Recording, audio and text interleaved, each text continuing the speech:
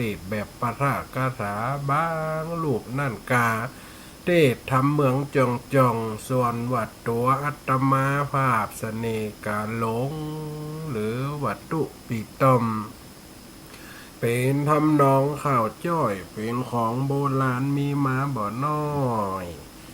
เฮ้อป่อแม่ใดย้อนอดีตผ่านมาสมัยก่อนนั่นบ่มีเพลงบ่มีลำห้ำไปตามภาษา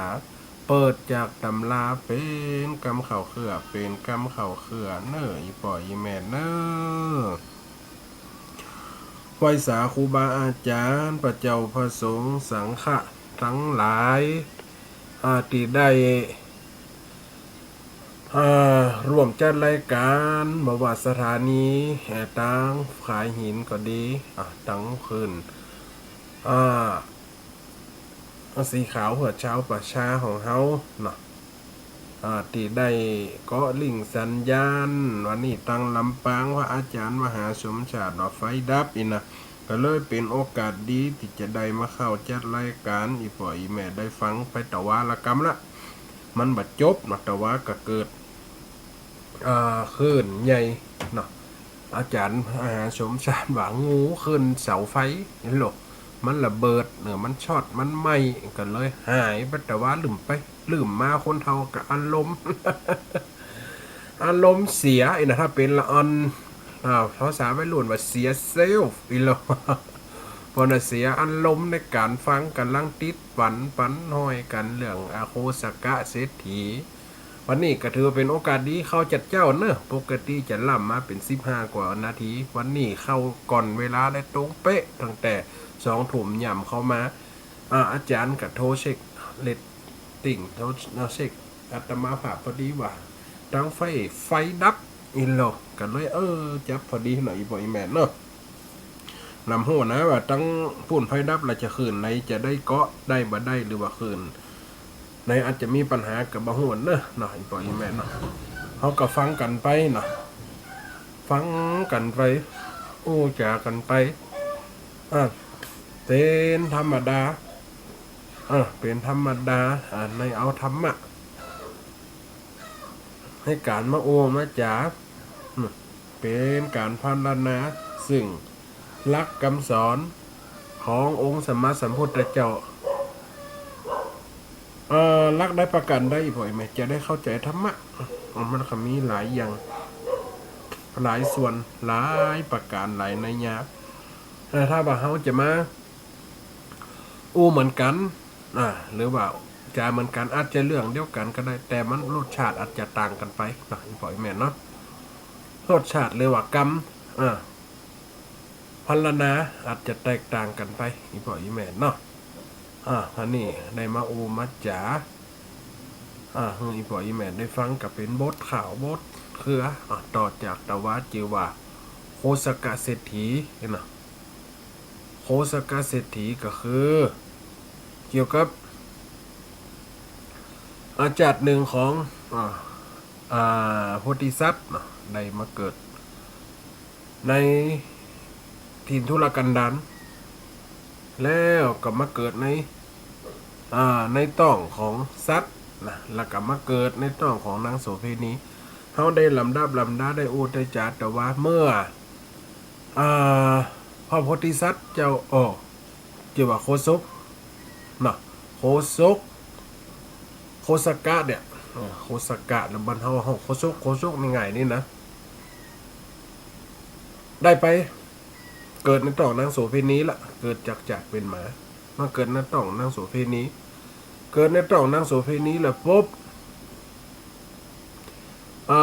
ตามที่แรกกาในธรรมบทเปิดว่าโสเภณีเนี่ยต้องมีเกิดลูกเป็นแม่หญิงเท่านั้นหรือว่ามีลูกเป็นที่จะสืบทอดทายาทอาชีพของแม่อีกแต่นะอย่างบ้านเฮาเนี่ยเจ้านะกระทำนะแม่กล้าแม่ขายกระทำกล้าขายไปมันก็จะแตกต่างกันไปนางโสเภณีก็คือผู้หญิงที่ขายเรือนร่างหรือมีความสุขแก่ปวดใจพอดีเกิดมาเป็นโคสกะเกิดเป็นปวดใจเปิดก็เอาไปขวางไปทิ้งละหน่อยพ่อแม่เนาะอย่าไปทิ้งไว้ตีปัจจ้าปากกำเอาไปขวางไว้ตี ป่าจ้าผีดิบอาตมาหับเคยอู้ให้ฟังเนาะป่าจ้าผีดิบก็คือตีเปิดเอาศพคน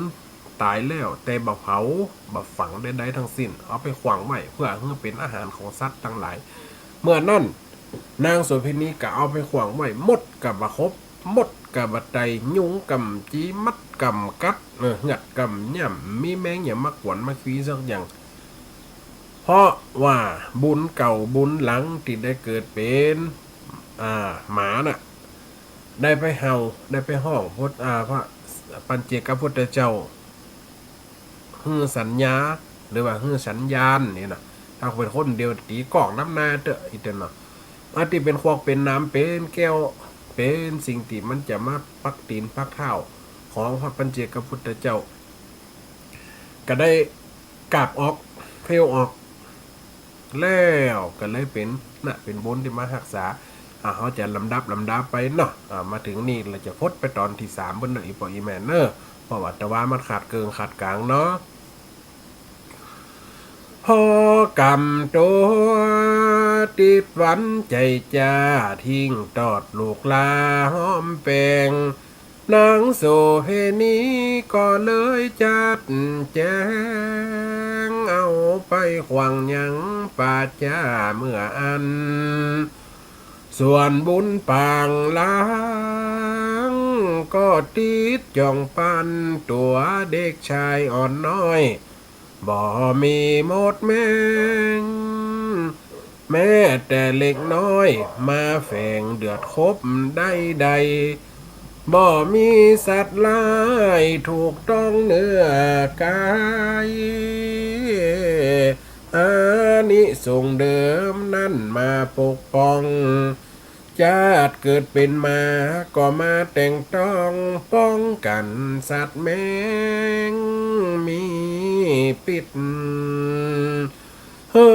ปัญเจกาผู้ที่ทรงฤทธิ์อรหันต์เจ้าพุทธาเขาเอาทิ้งไว้ป่าจ้าดงนาวังหือสัตว์แมงกาดกินว่าอันแต่บุญเจ้ามีเกิดมาพร่ำหันสัตว์แมงบ่ปานตอมเนื้อจะกล่าวเถิงเจ้าดวงคือโคนจักโผดผานีในเมืองแห่งนั้นจอมงามสาลีโกสัมปีนาคอนอีกอ่างผู้คนตั้งหลายอยู่กันคืดสร้างตามในญามวนลำพาญาทรงเมืองสั่งโหนเตรียมกำเฮือเหล่าคาถาดมนตรีเสนาอามาตย์คุมเมืองสายเศรษฐีกาหาบดีเฮือรีบเข้าเฝ้าณเมืองนั่นชื่อว่าเมืองโกสัมปีที่ว่าโคสกะได้เกิดออกมาเต่าว่ามีพญาคนหนึ่งพวกของบ้านพวกของเมืองก็เลยมากึดในราตรีการพันละนะท่านโหนหลวงลองโตดดวงจัดตาบ้านจัดตาเมืองดอกแหมตอนนี้ไปน่าจะเกิดอย่างขึ้นกับบ้านกับเมืองอันโลถ้าว่าเป็นตั้งกษัตริย์เป็นบ้านเป็นเมืองเปิ่นก็จะมีการตรวจดวงจัดตาบ้านจัดตาเมืองเพื่อจะป้องกันเหตุร้ายต่างๆจะมีค่าศึกมากาจะมีโรคร้ายเกิดขึ้นกับบ้านกับเมืองกาไอ้โลในขณะนั้นในขณะนั้นโหนหลวงเท่าก็เข้ามาเท่าแก่แลหลายโหนนี่ต้องเป็นคนแก่คนเท่าน่ะที่มีวิชาความรู้เกี่ยวกับดาราศาสตร์กาดวงดาวกาโหราศาสตร์คิดคำนวณกาก็เข้ามาหาวิชาจาบัดเจ้าป่อปัญญาอันป่อเฮือข้ามอนข้าน้อยได้ตรวจโหราจตาบ้านเมืองแล้วอันว่าบุคคลใดเกิดภายในวันนี้เมนยิงก็ตามปอดใจก็ตามเป็นคนที่มีบุญญาธิการ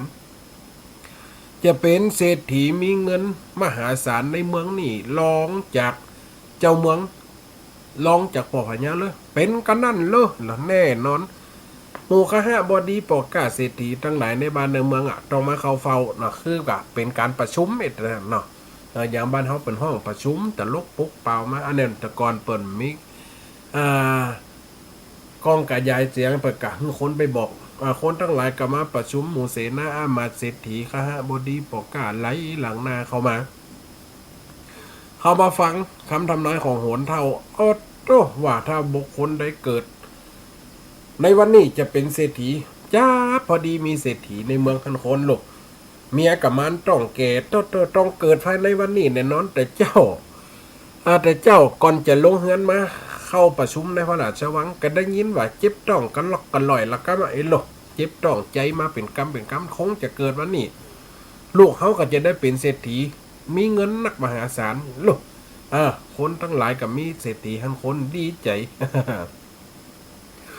คนเมืองเศรษฐีกาบดีเฮือเลบเข้าเฝ้าตรวจดวงชะตาบ้านเมืองออกเข้าเฮือโหใจความเมื่อนั้นส่วนโหราหลวงก็ลงขีดฟันเต็มเลขถ้อยเขียนลาย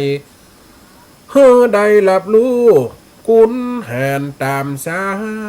ยเข้าใจในญาก็สารน้อมเก่าว่าบ้านเมืองเฮาเจยบ้านและเจ้าสุขีตีค้ายิ่งนักบ้านเฮาสุขีตีค้ายิ่งนักว่ากันวันนี้ดวงเมืองจองจักไผได้กำเนิดลงมาคลอดในวันนี้โจกดีนักนะจะกำสมปานเป็นใหญ่วันนาจักเป็นเศรษฐีมีกำลังกาเข้าของเงินคำล้นฟ้าส่วนเสนาหารเศรษฐีปกาโจดขานเก่าโอเนืองว่าจักมีไฟกำเนิดบุญนาเปืองโตสำเนียงอังว่าอันบ้าไผจะมาเกิดวันนี้ดวงไผลูกไผแม่ไผมันผ่องเด้อ ส่วนว่าเศรษฐีในเมืองขอบคานก็เลี้ยวปันหมดจ้าเพราะว่าเมียมันเกิดแล้วต่อตาคงเกิดแน่ได้นางยิงหกฟังฟ้าวบ่เป็นความจริงเมียฮักกู้ปิงยังเกิดบ่ได้กลัวว่าตัวตนจะมาห่อนไม่ลูกเต่าวิทยามโกรธโปนเศรษฐีน่ะก็หกไปนึกว่าเมียจะมาเกิดลูกวันนี้มันเกิดสักกรรมอีกบ่อยไหมโอ้ตายละลูกเฮามันเกิดวันนี้ถ้าจะมีคนมาเกิดวันนี้คงเป็นเศรษฐีแทนลูกเฮาเศรษฐีนี่บัญยอมน่ะจะยะจะได้อีกบ่อยไหมดวงเศรษฐีบ่มาส่งโยนฮือผิดจากห้องเมืองคนสั่งสาวใจบอกลักเหตุผลนางมุนตานีอันเป็นแม่บ้านว่าเฮือเมืองนางไปเสาะขอบขันในเมืองเล่าบอกจีว่าบ้านหลังใดคลอดลูกวันนี้ขอซื้อว่าได้เอามานางคนใจก็ฟังคำจ่าเศรษฐีสั่งมาเป็นคำว่าอันก็ฟังไปเป็นบทเป็นคันบทสามยังมีถอยวะจีวางลงก่อนเลยอันนี้คือบทของตะวักเศรษฐีเมื่อไปเข้าเฝ้าได้ยินคำโหนละจานได้ประกาศจะอันปุ๊บดีใจนึกว่าเมียจะเกิดปิ๊กมาบานเมียมเกิดสักกรรมเศรษฐีนี่กำพอใจเลยสั่งคนใจจีหวานนางมุนตานีปานเฮาหอมปลามุนอีกเถอะนะ มุนตานีเอ้ยว่าจะได้เจ้าป่อเศรษฐีโอ้เป็นแม่เศรษฐีมันเกินลูกวันนี้สักกรรมกูเอาเงินให้มึงปันหนึ่งเนอะเฮอไปเสาะลูกไผกระตามเกิดภายในวันนี้ในเมืองโกสัมปีนี้เฮอมึงซื้อมาป่อเอาเงินเฮอ1,000กะหาปันน่ะถ้าเป็นเดียวก็คงจะเป็นแสนเด้อนะ กูจะเอามาเลี้ยงเป็นลูกเป็นเต้าเราสั่งกันไปฟังกันไปเนอะหมดจามเป็นวัดทีละ กัดดังเหรอบททวนนาสามฟังตามที่สันเมื่อเศรษฐีนั้นสั่งใจคนตามซื้อเด็กอ่อนน้อยในแคว้นเขตขามเกิดพรำยามวันนี้ฮือใดกำเอาเงินไป6 เหนือ6 ใดปัน1กะหาปันนะฟังกำเศรษฐีบ่ลดบ่ละสาวใจจื่อหมุนตานีถามไปคุยคบแห่งห้องสาลีว่าบ้านใดมีลูกน้อยเกิดปนว่าพ่อเศรษฐีจักเอาสืบสนเป็นลูกแป้งลูกหักนางก็ออกบ้านไปโอ้บ้านนี้มีไผเกิดลูกก็เจ้าเราถามไปสุดบ้านสุดจองโอ้บ้านนี้มีกันเนอะไปถามมันแถมหลังบ้านนี้มีไผเกิดลูกก็เจ้าปล่อยเศรษฐีขันได้ไปเป็นลูกเป็นเต้าโอ้เจ้ายังหาผัวมันได้เตปีโลสดไปแถมหลังโอ้บ้านนี้เป็นมีไผเกิดลูกก็เจ้าโอ้แม่ได้70 ปลายละเมียมดเลือดมดยางเนี่ยอยู่กับป่อมันนี่2 คนลูกมีเป็นหมันโลถ้ามีก็จะฮือกาถ้าเอาไปเป็นลูกเศรษฐีลูกจะได้สบายไปถามไหนกำได้ปล่อยแม่ถามข่อยบันข่อยจองออกบ้านตั้งแต่กินไงลูกกินไงแล้วเสาะขึ้นบันหลงบ้านนะถอยเตี้ยวตีนสมัยนะไปถามในกำได้นี่ว่าบ้านใดมีลูกน้อยเกิดปนว่าพ่อเศรษฐีจักเอาสืบสนเป็นลูกแปงลูกหักนางเสาะไต่ถามไปตามสำนักโพดหอบ้านเฮือนจานบ่มีไฟเกิดแห่งห้องสันทานพ้องกำลังมานบทดันเกิดใดเจ้ากำลังกอได้3 เดือนอยู่ปีมเกิดง่ายถ้าเปิดจะเอาวันหน้าก็คือเปิดมาเอาไปก็ได้เนอะเปิดจะเอาเกิดวันนี้มาเอาโลถ้าว่าถ้าจะเอาข้าจะยกให้เฮอเศรษฐีนายปอดยันนางมุนตานีก็จะบอกต้านถ้าเชื่ออันก็บอกเอาต้องเกิดวันนี้นางจี้บอกเขาถูกต้องเลิงเหล่าดวงดีเป่งป้อยเอาลูกเจ้าบ่เกิดได้7 วันละบ้าเอาเฮ้ยหลบไปถามบ้านหลังนั้นฟ่องกำเกิดฟ่องก็เกิดแล้วฟ่องกำมีผัวฟ่องก็หาผัวมันได้ฟ่องก็หมดเลือดไปเมื่อน่ะเฮ้ยหลบนางเสาะหานำป่าเตื่อมแทงลัดป่าบานจองลายลามลวดไปป่าโดนเฮือน1 บ่อซ้ำยินเสียงให้แว่แว่โลได้ยินเสียงให้แว่แว่ว่าบ้านหลังนี้บ่พิษผ่อนแพ้ก็ไปเล่งแลหันจริงแน่อันเอิญจะถามนอปากตานการสำคัญว่าไว้นางมุนตานีอันเป็นสาวใจก็ถามถี่ถ้อยในยาหญิงนางคนตุกก็ตอบคำจาว่ามีสั่งจาทุละแก่ข้านางมุนตานีก็ได้ออกนาตามคำสั่งมารับไว้มีอย่างเจ้าปีมีอย่างเจ้าโคตรมหาบ้านนอกนี่มันมีตีนังเด้อปีเด้อบ้านคนตุกคนอยากฝากผักไม่บงตรงไม่เหี้ยจะนั่งในกำได้หรือว่างานฝากนิบหน่องได้เหรอนางมุนตานีก็ได้ออกนาตามคำสั่งมารับไว้ว่าข้านี่เป็นคนอยู่รับใช้เศรษฐีเจ้าในเมืองเสาะซื้อเอาเด็กป ป้อเจ้าบุญเปืองมโนเนืองท่านนั่นไข่ใดส่วนนางคนตู้ก็จะบอกให้ความเป็นไปที่สั้นว่าเด็กพอใจตีให้อยู่นั่นบ่ใจลูกข้าเกิดมาข้าเก็บมาไว้วันนี้แหละนะที่ล้อมขาป้าจ้าหอมหอยอ๋อเป็นวันญานี่ใจลูกมันเก่าไปหันใส่โลกเหี้ยนะที่ว่าหันใส่เจ้าไอโคซกเนี่ยตอนนั้นย่ำมีจื่อกำเตือ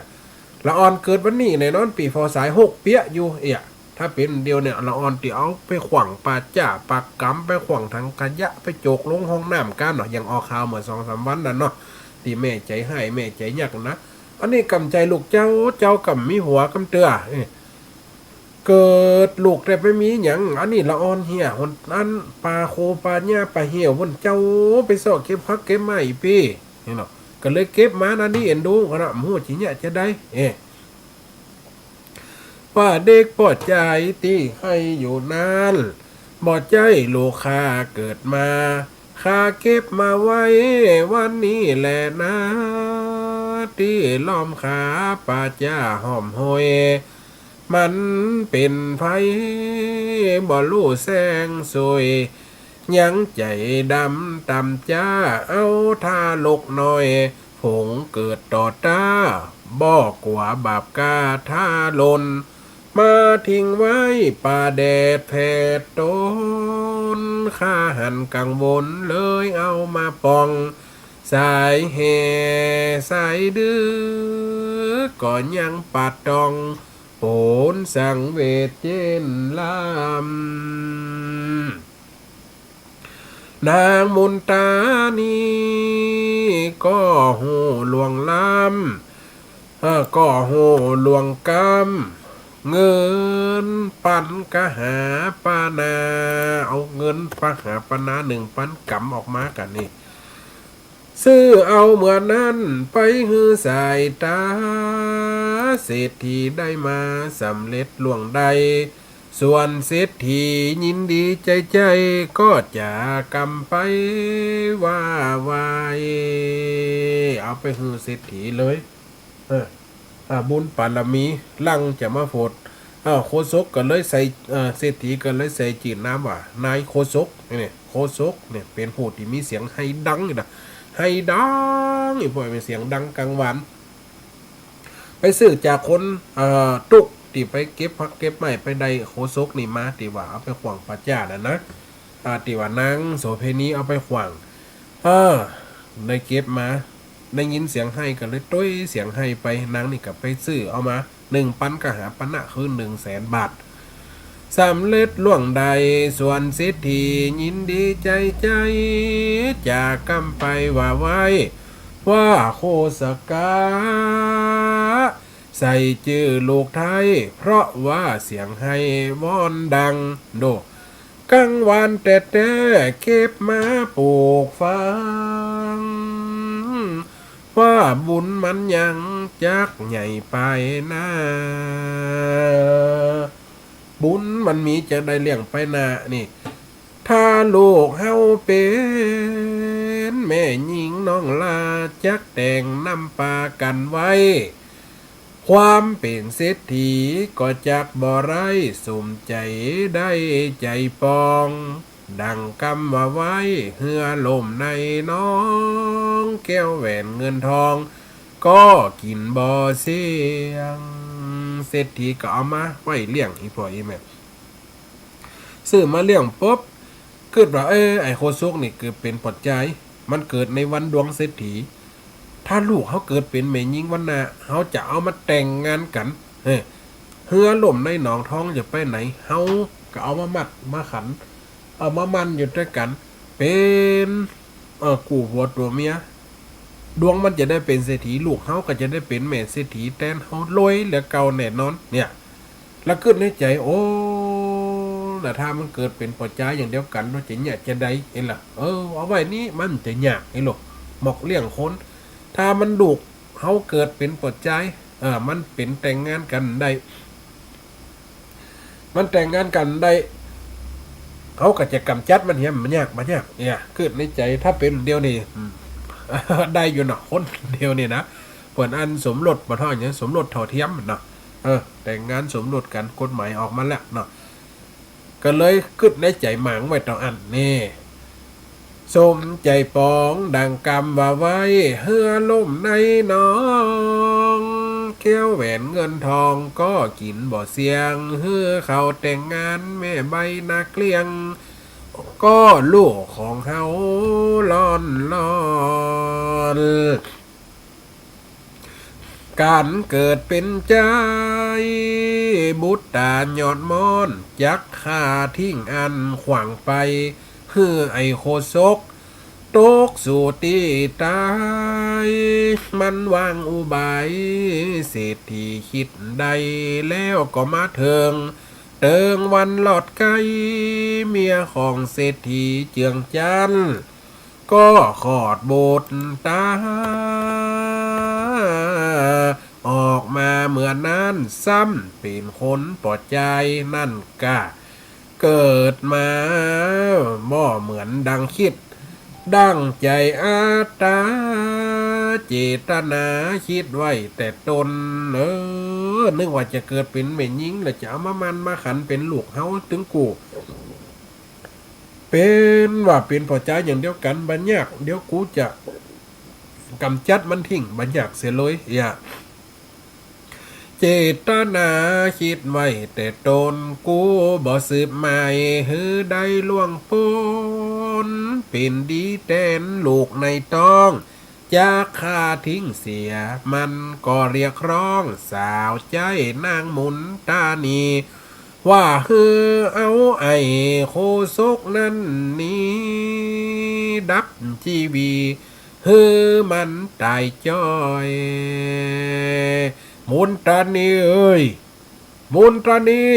ได้ยินเสียงพ่อเศรษฐีเรียกไหมลูกเจ้าพ่อเศรษฐีมีอย่างห้องจ๋าห้องอันอย่างเจ้าพ่อเศรษฐีจะวานอย่างซักผ้าเจ้าก็ซักแล้วเนอถูบ้านเจ็ดบ้านเจ้ากันแล้วเนอเอายามาหึงงัวกับยามาแล้วเนอ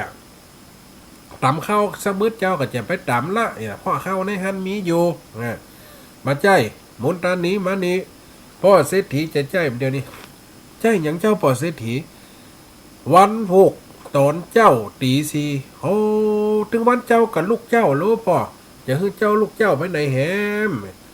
มันยากลูกเฮ้ยนะมาเดียวนี่ลูกป่อเกิดมาเป็นปอดใจไอ้โคซกตีเก็บมาตีเสียงมันดังให้อย่างโคซกเนี่ยป่อจะให้เอาไปกำจัดคือป่อกำว้ายจะเฮือเจ้าเป็นใหญ่จะได้ฆ่าคนกับเป็นบาปเนื้อปอเศรษฐีไปกับหักชีวิตตอนติ่มมามีลูก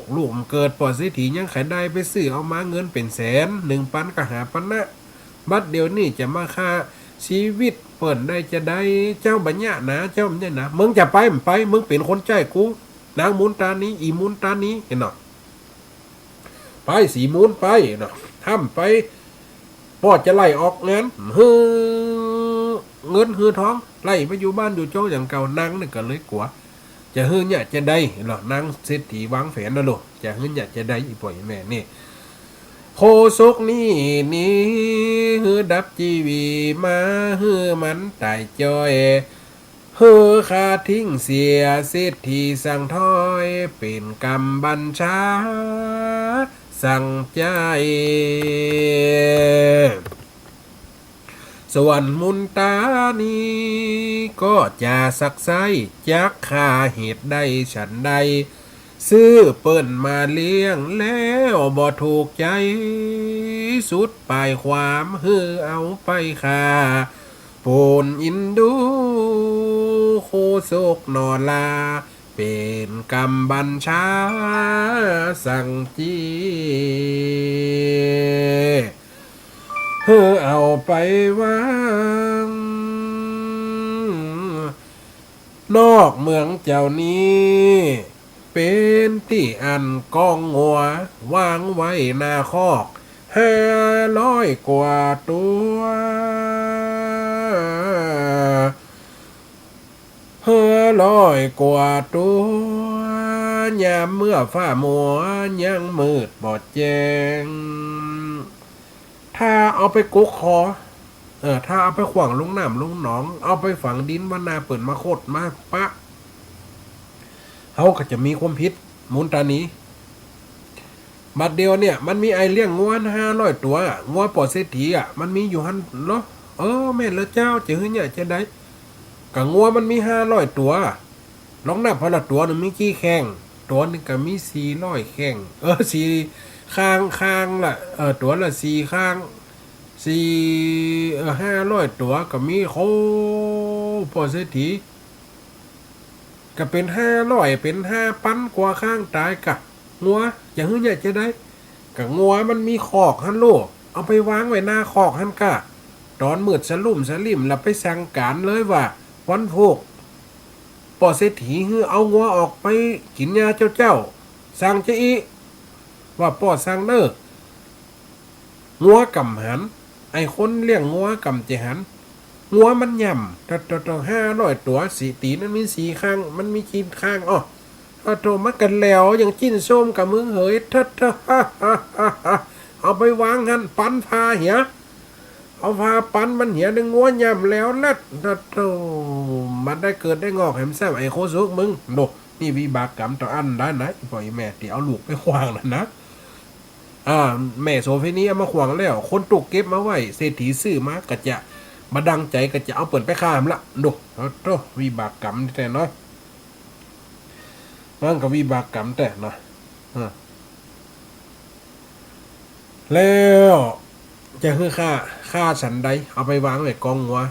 ต่อเอาไปวางนอกเมืองเจ้านี้เป็นตีอันเรื่องเลี้ยงกองงัววางไว้หน้าคอกงัว500 ตัวยามเมื่อฟ้ามัวยังมืดบ่แจ้งงัวย่ำตายบ่ใจว่าแกล้งออกแหล่งของมันอยู่ยัดจากแหลกเป็นพงเศรษฐีจี้ชัดตึงบ่อินโดคนนาส่วนนางสาวใจก็ฟังกำจ้าเป็นกำวาตาเมื่อนั้นว่าอัน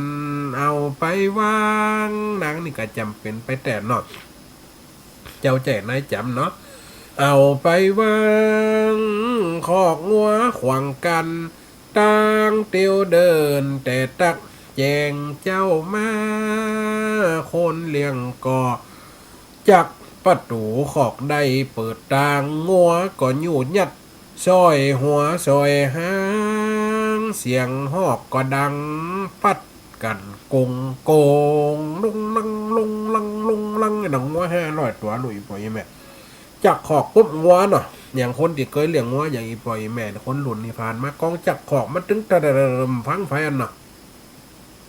กูโตมึงโตกูจนกันไปจนกันมาตั้งกันตัวงัวน่ะ500 ตัวยัดอยู่กันออกฝั่งไปกินหญ้าโดเสียงหอกดังฟาดกันโกงป้ากันลูกนอนออกจากแหล่งมองตามที่เขาเลี้ยงไว้วันนี้แปลกใจงัวเก้าเลี้ยงใจสุภราชเท่าออกนำเนี่ยปกติงัวตัวแม่เท่าเนี่ยจะออกลุ้นหมูว่าเป็นงัวเท่าปล่อยให้งัวหนุ่มๆออกไปก่อนแล้วงัวแม่เท่าเนี่ยงัวแม่เก้าเนี่ยเพราะงัวสุภราชเป็นงัวตัวใหญ่เอามาเลี้ยงตั้งแต่ที่แรกคนนี้วันนี้แปลกงดตัวนี้ออกน้ำหน้าอีปล่อยแม่เนี่ยเทวดาโดนจิตโดนใจวันนี้แปลกใจงัวเก้าเลี้ยงใจสุภราชเท่าออกนำปกตินั้นมันย่างป่าจามก้อยเดินก้อยดำทอมอยู่ตั้งกลวันนี้แปลกใจมันไปสืบสนออกเดินหน้าก่อนนั้นหันใส่เด็กแดงนอนไงเฟื่อฟันก็มูบหวบไว้ทันที เอาเต้านมนั้นยื่นปันไม่ทีฮือโคศกน้อยดูดกินจากเต้าอ้อยงัวแม่เก่างัวแม่อุสุภราชก็ออกมาออกขอกก่อนปกติจะออกดูนวันนี้มันหันโอ้คนมาเฮือคนอย่ามาเอาละอ่อนมาเฮือกินนมเจ้าอีโลดเพราะในประเทศอินเดียอีบ่อยแม่ไปฟอร์เตอร์เปิ่นเลี้ยงงัวเลี้ยงควายเต็มบ้านนะปื้นหอปื้นเฮือนนี่แจ้งเจ้ามาเขาก็บีบนมดอกคนนมเฮือละอ่อนกินนมเป็นลักอินเดียอีบ่อยแม่ไปฟอร์เตอร์มันเจียนะปัจจุบันก็ยังอย่างอันอยู่งัวตัวนี้ก็กึดใจว่าโอ้เปิ่นเอาละอ่อนมาเฮือจูบกินนมมันก็เลยขวบหมูไว้งัวแม่อันเก่างัวสุภราชเท่าเอานมเฮือดูดละอ่อนก็ดูดกินกะเอางัววันนั้นก็กลายไปวุ่นเพราะงัวมันจะมีศักดิ์ศรีของมันหรอกงัวเท่าเขาฟอดหมาจนพ่อเท่ากระจ่างอีบ่อยแม่เขี้ยวมีกระจ่างหมาน้อยๆเกิดใหม่ก็ตึงกลัวนะดำลักนี่มันแห้งสู้หมานุ่มได้แหละแต่มันก็กลัวในศักดิ์ศรีอย่างมันว่าซัดฟอดซัดตัวที่เกิดก่อนเนี่ยมันจะนับถือไก่กระจ่างนะอีบ่อยแม่เนาะงัวตัวนี้ก็หมกให้จูบกินนมโล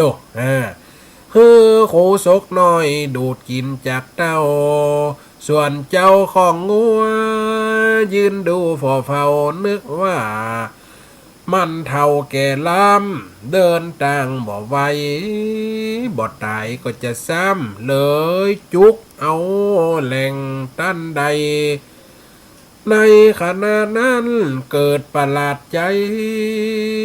มีเด็กปวดใจนอนอยู่อ่องมองเป็นว่าแม่งัวมันนอนอ้อมปองฮื้อนมกุมารเด็กน้อยหน้าตาดูงามหมดใส่อ้อยลอยจ่ายเลี้ยงงัว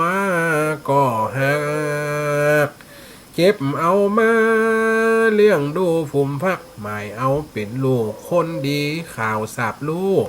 ไปถึงเศรษฐีสั่งมุนตานีคนใจในบ้านขณะนั้น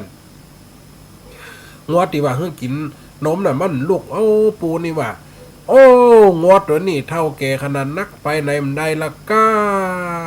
นิ่มนี่จะได้ขายขึ้นเขียงแค่นั้นนี่เอ้าก็ว่าแข่งฮักหัวจะได้ซ้ำแรงเนี่ยนี่จะซ้ำงัวอันเจ็บเนาะกำลังจะยกไม่แซ่จะตีอีพอยไหมจะยกไม่แซ่ตีงัวนี่กับฟลาดฟเลตลูกละอ่อนยั่วหันปกมันกราบนมอยู่หรอละอ่อนยั่วหันปกโอ้นายโคบานคนที่เลี้ยงงัวแปลกใจโหงัวตัวนี้มาเกิดลูกเป็นคนตายแล้วเนาะโดยความโหถ้าเป็นเดียวจะถ่ายลงเฟซลงไลฟ์ข่าวนี่จะไปแวดเศร้านี่เก็บเอามากับอีปอยไหมเก็บมาจะเอาไปเลี้ยงโอ้จะปอดในปอดงัวเกิดมาลูกเป็นคนข่าวดังไปหลักกันนะข่าวดังไปถึงหูเศรษฐีจ้ะเศรษฐีกับมีใจโหไอโคศกกูเอามึงไปฆ่ามึงย่ำตายเถอะกะสั่งนางมุนตานีคนใจนางมุนตานีสาวใจมุนตานียังเจ้าปอเศรษฐีไปบ้านนายโคบานนายตีฮับยางเลี้ยงงัวไปเลยเดี๋ยวเนี่ยตั้นใจอีปอกเอาเงิน1,000กะหาปันน่ะเอาเงินไปแหมแสนละอีปอยแม่ดูเนี่ยนะครั้งแรกเสียงละแสนนะเอาไปซื้อครั้งที่2ไปซื้อต่อจากคนเลี้ยงงัวเพราะว่าอันยังจะเอามาจะเอามาทำลายเห็นมั้ยนี่สั่งมุนตานีคนใจในบ้านไปซื้อเอามาช่วยไปจ่ายไปบ่อัน1,000กะหาปันนะแล้วก็จำหมายมันบ่ลดละเอาไปขว้างแหมนาดูที่ในป่าจ้าในเขตดงนาเป็นป่าผีดิบคนตายขาดความนางมุนตานีรับกรรมสั่งทวนตามบัญชาท่านใจเอาไปคืองัวหย่ำงัวกำหย่ำแหมกำตอนนี้เอาไปขวางที่ป่าจ้าที่มันเกิดมาหนตีแล้วเนาะเอาไปผีกินเนี่ยเอาไปเสีย หมาหมาป่ากินเนี้ยอย่าไปฮือสัตว์ในป่าในดงกินเนี้ยนางมนตอนนี้ก็จำเป็นกะเจ้าใจนายจำหนาเอาไปฮืองัวคาละกะงัวกำคาตอนนี้เอาไปขวางปลาจ่าปลาเหี่ยวผีดิบนี่เฮ้อตายความนานางมนตานีก่อนรับสั่งทวนตามบัญชาท่านใจยังมีคนใจเลี้ยงแปะเอาไว้ในป่าติหันล้อมคาดูเนี่ยยังมีคนเลี้ยงแปะไปหันน้ำละยามตาวันจ้อยจะคืนเกหาก็ตอนเปะมาหมายจักคืนบานนับไปนับมาหายไปหวานตัวหนึ่งน้อแม่เก่าเปะแม่เก่าหายมะก็หันมันนอนอยู่หันแต่เล่าเหมือนว่าอยู่เฝ้าอันใดมันก็ไปกอยฮือหายสงสัยว่าเด็กใจดูดนมนอนปองส่วนว่าเจ้าของก็เกิดสดต้องเก็บเอามาเลี้ยงไว้แปะนี่เอาไปเลี้ยงในป่าจ่าปูนี่เอาแปะไปเลี้ยงในป่าจ่า100 ตัวเพียจะไล่แปะเข้าบ้านมันหายไปตัวหนึ่งกับตัวไปตัวมาไปหันใส่ไปนอนหันอ่องมองนอนจูบนมปุ๊บแปะนี่เกิดลูกเป็นคนนานี่อินดูบ่เฮ้ยไอ้ลูกก็เอามาเลี้ยงแฮมอ่ะนี่คนเลี้ยงแพะเอามาเลี้ยงแฮมนี่ข่าวถึงเศรษฐีก็สั่งก็จำสั่งใจคนไปรับซื้อเอามากะหาปันนะปันหนึ่งนั้นนา2 หน 2 ขาโคสุกเด็กหน่อยไปซื้อเสียงมาแหม1 ปันกะหาปันนะเอาซื้อมาแหม100,000ละมุนอันนี้ไปซื้อตีปอก้าอันไปซื้อตีคนเลี้ยงแปะมากำเนาะละออนมานี่มันจะได้เลี้ยงกำตายค่ากำตายโอ้เดี๋ยวก่อนมึงเฮ้ยเอโลมันบ่ตายตามกำทำถอยโหน3นี่คงบ่ข้างสั่งนางสาวใจเฮ้อไปคาล่างที่ปากหิวทำด้อยจันพาทิ้งโจรร้ายที่ค้นขาการเอาตอดสุบันหน้าผาหลิงตางมุนตานี่เอ้ยเอาเด็กคนนี้ไปอีกทีเอาไปที่ไหนฮะมาปอดเศรษฐีเอาเปิดไปฆ่าที่ฆ่ามันกำตายอ่ะจะหึ่งเนี่ยจะได้ปุ้นมันจะมี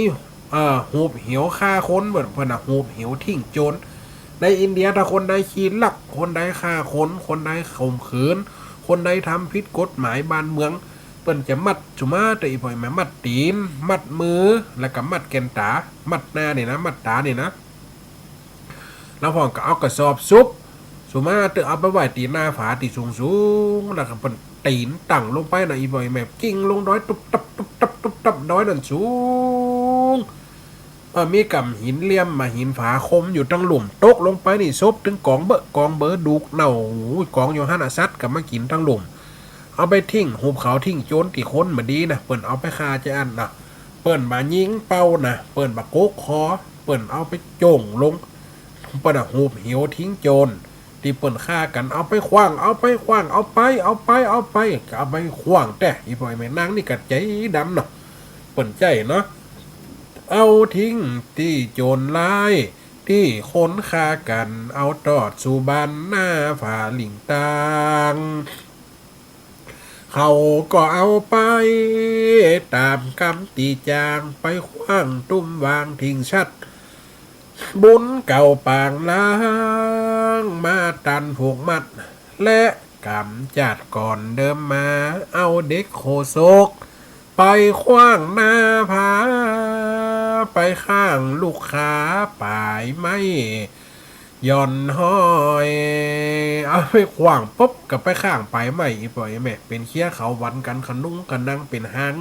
ปะท่อเป็นห้างแห้งเนาะเป็นห้างแห้งห้างแหลวห้างหุ่งเนี่ยตกลงไปข้างคัดตึ้งเกิ่งเอิญนั่นไปข้างอยู่หันนี่ไปไม่ย่อนย่อยมีคนหาลัวไปปะเด็กหน่อยเสียงให้อูแวรำลอง ก็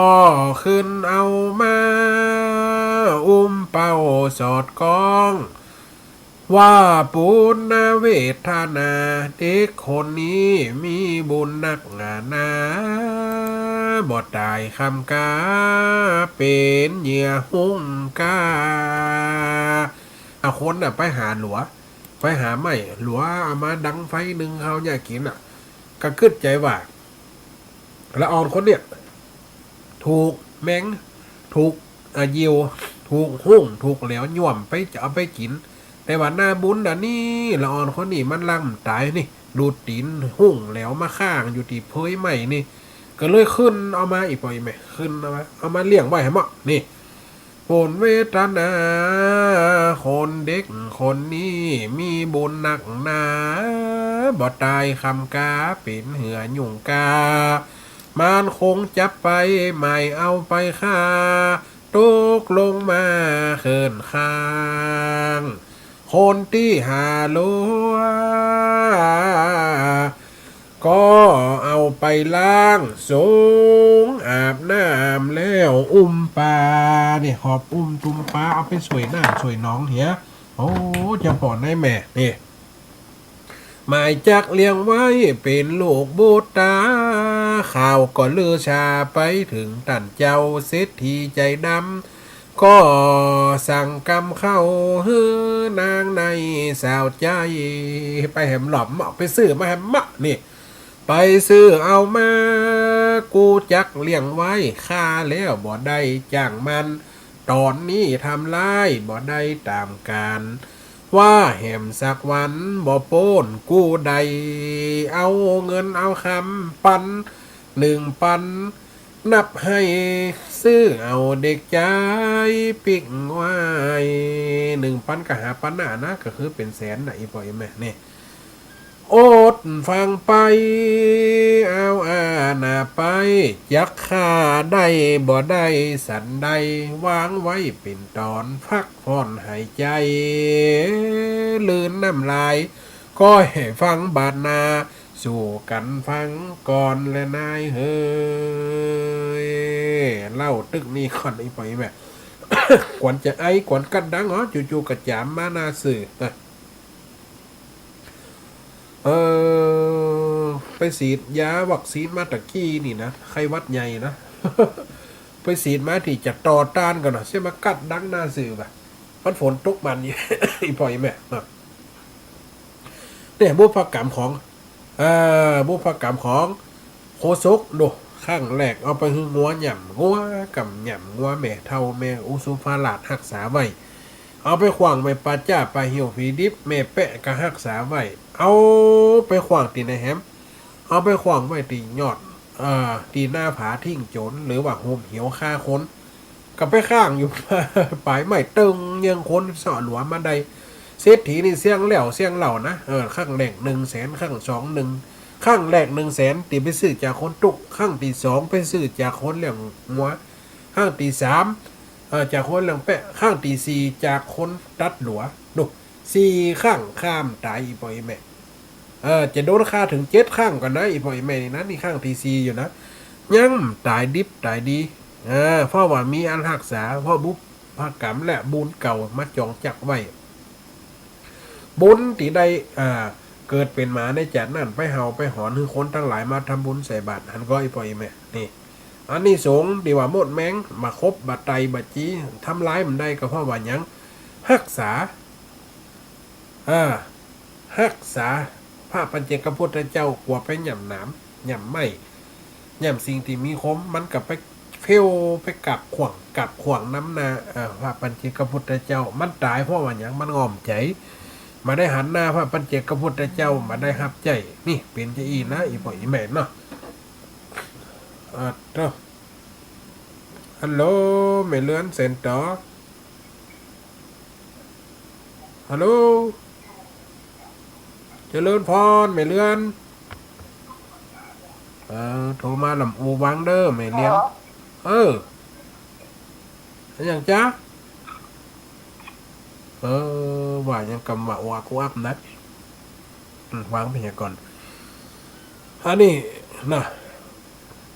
แล้วสมงที่สองนี่เดี๋ยวรอพระอาจารย์มหาสมชาติเนอะอีพออีแมนเนอะเพราะว่าไฟฟ้าดับมาก็มาเตรียมหมดนะสาธุเจริญพรครับอาจารย์เอาไว้สาครับ อาจารย์เมตตาเข้าอันต่อไปถึง4 ทุ่มเด้อไฟมาเลยครับอาจารย์ไฟมาเลยครับแหละครับผมอ๋ออาจารย์จะบรรยายจะเชิญชวนศรัทธามาเอววันที่24ก็นิมนต์อาจารย์อ๋อเลยครับก่อศรัทธาจะมาหลายอยู่อาจารย์จากตั้งอันก่ออันนั้นเมืองคนนั้นอันนั้นเมืองนั้นก็มานั่นแหละ พี่น้องทั้งเมืองฝางอ๋อพี่น้องทั้งเวียงป่าเป้าพี่น้ครับองทั้งเชียงใหม่ก็มากันละครับผมแล้วก็นี่อันเชิญเปิดมาฟังเทศน์ 2ธรรมะท่านอาจารย์ครับมันตุปิกตุเก๋หนอแล้วก็ลูกศิษย์อย่างซอของท่านอาจารย์ด้วยเนอะครับผมเจ้าครับผมขุนก็มาอ๋อครับผมครับผมฝากอาจารย์เรื่องประชาสัมพันธ์งานครูเรื่องอย่างนี้ไปเลยของครับผมครับผมอย่างอื่นก่อนนิมนต์อาจารย์ตามอัธยาศัยครับครับ ถวายครับความเคารพนะอาจารย์นะครับผมไว้สาครับอาจารย์ครับโอ้ครับฮัลโหลเอ้าสาธุโยมไม่พรวันนี้สัตว์นี่แหละเออสาธุเนอะถ้าถ้าจะได้เข้า2 ชั่วโมงวันนี้นะเพราะว่าตั้งไฟวัดตั้งพระอาจารย์มหาสมศักดิ์ไฟดับไฟดับแต่ว่าปุ่นเนาะมันจะได้เจ้าเหรอเออจบไปเป็นตอนนั่นเนาะสาธุนะแม่เนอ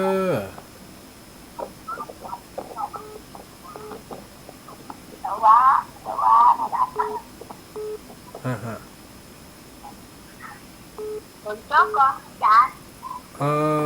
โต๊ะกันไหมกันเด้อ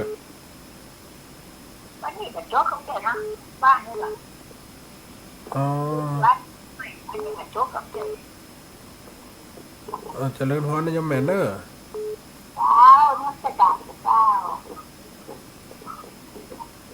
กันเด้อนั่นกันเด้อเข้ารายการเนี่ยนั่นไหม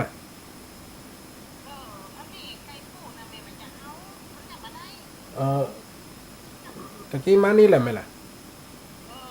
ก็ว่าไฟนึกว่าไฟตะกี้มันก็นั้นลูกไฟจัดรายการอยู่นี่เด้ออืมสาธุเจริญพรสาธุต้องได้ก้อยแม่เนียนแม่น้องเออเลี้ยงหนองลองแม่น้องแม่หนังลองนะเบอร์โทรมันซับซ้อนกันสาธุได้โยมแม่เนอะเบอร์โทรมันซับซ้อนกันจ้ะ ฟังเราน้อยกินนมกับเอ็นดูแต่ กินนมงัวเนาะ เจ้า สาธุโยมแม่เนอะเจ้าอันเดียวเขาอันนี้กันเนาะพักสายก่อนเดี๋ยวเขาก็โทรหากันสักเบิดเอาแม่นฮอดวัน2 ชั่วโมงเพราะอาจารย์มหาสมชันได้เข้าแล้วอาตมาภาพจะอู้หลวดไปเนาะเพราะมันจะเสียเวลาเดี๋ยวค่อยโทรกำเดวเอาโยมแม่เอ้ยวังมนเนาะโยมแม่เลื่อนเซนตอมโทรมาเต็นเนอะได้จะหลวดอู้ไปคือมันยาวไปเลยอีกบ่อยแม่นนะเรื่องเป็นตอนที่2ที่3ตั้งวันนี้คืนน่าจะหายไปหลายตีเหมือนกันเดี๋ยวอีกบ่อยแม่นนะคืนอาจจะหายไปหลายตีของแต่อาจารย์ว่าคืนมันหายอย่างกับไฟมันดับกัดทางงานวันที่24หน่อยบ่อยแม่นเนอะงานตอดพระป่าทางพระอาจารย์มหาสมศักดิ์เป็นเดินทุดงมารวมกันได้มาเหมือนละนะหลายปีหันตั้งแต่ในปี61นะที่เป็นทำโครงการมาก็เพื่อการศึกษาคนละอ่อนแล้วก็ถอดพระป่าตั้งสถานีฮอดด้วยเนาะตั้งสถานีฮอดโดยเขาก็จะได้บำรุงเพราะว่าเนี่ยอย่างเงี้ยเดี๋ยวก็ขาดตอนเดี๋ยวก็หายนะเดี๋ยวก็ขาดตอนเดี๋ยวก็หายมันก็เป็นอย่างเงี้ยถ้าว่าตั้งสถาบันไดปล่อยแม่เขาดีจะมาการวันที่24กับมาปะมาพบกันเนาะตั้งมาพี่น้องมองฝางกันดีมองเป้าตั้งแม่แตงแม่ลิ้มกันที่ฟังรายการสถานีวิทยุที่มันควบคุมไปได้ยินตั้งพนันเศษเมืองนั่นก็จะมากะ ยินดีในการที่จะมาทำบุญด้วยกันเนาะว่าอันนี้ส่งผลบุญเนี่ยเขาทำบุญไว้บ่อยไหมมันยากเนาะที่จะได้มาพบปะสังสรรค์กันหรือมาแอวหากันมันก็ยากอยู่มันก็เป็นสิ่งที่ดีเหมือนกันที่เขาจะได้มาแอวทนจากติ่มเคยหันหน้ากันของได้ยินกับเสียงกันตั้งโทรศัพท์ของก็จะได้ไปไปจ๋ากันเนาะไปจ๋าโจตนากันโจแจโยญากันในรายการกาฟังการเนี่ยธรรมะบทธรรมะต่างๆที่ได้กันไปได้ได้จ๋ากันไปนะพออีแม่นเนาะเนี่ยเขาก็จะได้ต่อไปถึงบทที่3ที่4ไปเลยเพราะอาจารย์สมศักดิ์เข้าบัดตันละพอไฟฟ้าย่ำมาเห็นนะไฟฟ้าย่ำมาคอมกับสีจะวือวาแล้วเด้อนี่นะดังชั่วๆนี่มันจะยังอีพอยแม่มันจะฝนตกเด้อผมเซว่าฟันลมมันทำงานละฟันลมโน้ตบุ๊กมันทำงานละเพราะมันเกินชั่วโมงละมันจะดังวือวาอีพอยแม่เนาะเขาจะได้ฟังกันไปต่อแฮมวันนี้จะเล่าถึงตอนที่4เลยนะเพราะว่ามัน2 ชั่วโมงขวบ2 ชั่วโมงขวบเดี๋ยวตั้งปุ่นทั้งสักเกินชั่วโมงเขาก็เปิดเอาเนาะเปิดรายการโทรเอาหน่อมเดียวนี่ชั่วโมงที่2ชั่วโมงที่2จะต่อจากนี้เขาก็จะได้ฟังกันไปในโคโซกตอนที่4นะโคสกะเศรษฐีบัดเดียวนี่โดนซื้อตัวไปละเพื่อจะเอาเป็นการฆ่าทำลายอีกบ่อยไหมเอามาเลี้ยงแต่เอามาทำลายเอามาเลี้ยงแต่เลี้ยงเอามาฆ่าเพราะว่าหยังกลัวจะได้ดีเนี่ยคนเฮากลัวเปิ่นได้ดีกว่าตัวกลัวเปิ่นได้ดีกว่าลูกของตัวคนเฮาเนี่ยความเห็นแก่ตัวมนุษย์คนเฮามันหย่อมมีความเห็นแก่ตัวความเห็นแก่ได้ความเห็นแก่มีความเห็นผิดเป็นชอบเนี่ยถ้าว่ามันเลี้ยงดูกับไปให้คนอื่นก็ได้มันก็แต่นี่คิดจะทำลายเหี้ยบุพกรรมของโฮสกะจะเป็นอย่างไรมาฟังกันตอนที่4เนอะอีปอยแม่เนอะตอนนี้เศรษฐีเอาไปฆ่าละ4ครั้งละเสียงเงินไป400,000ละต่อไปจะเป็นจะได้เอาฟังกันตอนที่4เนอะเดี๋ยวชั่วโมงพุ่นอ่ะแถมสักเกินชั่วโมงแก่ๆปะนะเขาก็จะมาโทรมาจากันเอาว่าตั้งได้ฟังกันฝ่องสักอึดปะนะแต่มันจะคืนลักๆกับเต็มหมดเนี่ยที่เอาฟังกันนะ ตั้งพะเยาเจียงไฮ้นี่มันแน่ใจว่าคืนจะรุดไปก่อเพราะว่าถ้าว่ามันสัญญาณมันรุดแต่ที่แรกมันก็จะรุดไปเลยหน่อยปล่อยแม่เนาะเปิดก็จะเอาเทปอื่นเข้าใส่เหี้ยอย่างเอามาฟังกันตอนโคสกะเศรษฐีตอนที่4เนอะเมื่อนายโคศกบอดตกตีตายเศรษฐีทำลาย3 ครั้งว่าอันบุญเก่าปางล้างมาโตกแต่งปันมีคนพานีจ่วยไว้เศรษฐีใจดำสั่งนางคนใจซื้อมาลอดได้แหมคาเลยเลี้ยงภูมิฟักแบบอาณาถาบ่ฮือห้ามเฮียนใจการอยู่บ้านเสียว่าคนนี่มาฆ่าละครั้งที่5นี่มาฆ่าเตี่ยจะหาโอกาสฆ่าแต่วันเลี้ยงไปก่อนเพราะว่าฆ่ามา4 ครั้งตายเลยเอาอยู่บ้านเลี้ยงแบบอาณาถาเฮือกินผ่องบะฮือห่ำบะฮือเฮียนเช็คจากการติ๊กดูบ่เฮือห้ามเฮียนใจการอยู่บ้านฮอดถึง10 ปีเติงมาว่าอันวางแผนจักฆ่าแหมครางจากที่เกิดได้กี่วันบัดเดียวนี่10 ปีเข้ามาละมันไปอูจาบ่อล้อหลีบล้างช่างปั่นหมอนอกเมืองว่าข้ามีลูกอยู่ไปบ่อเปืองมีแต่กำเขืองทุกใหญ่ป่อเท่าไอ้ลูกดื้อด้านเหลือซ้อนบ่เกิดออกเข้าคนเลโลนตำจ้า วานผู้กินง่ายเฮือวานตอตาเฮือท่านจ่วยขาทำลายบุบเฮือมวยมิดจีดดับเฮือตายเอาใส่สุมไฟเต่าปุ้งเผาหม้อ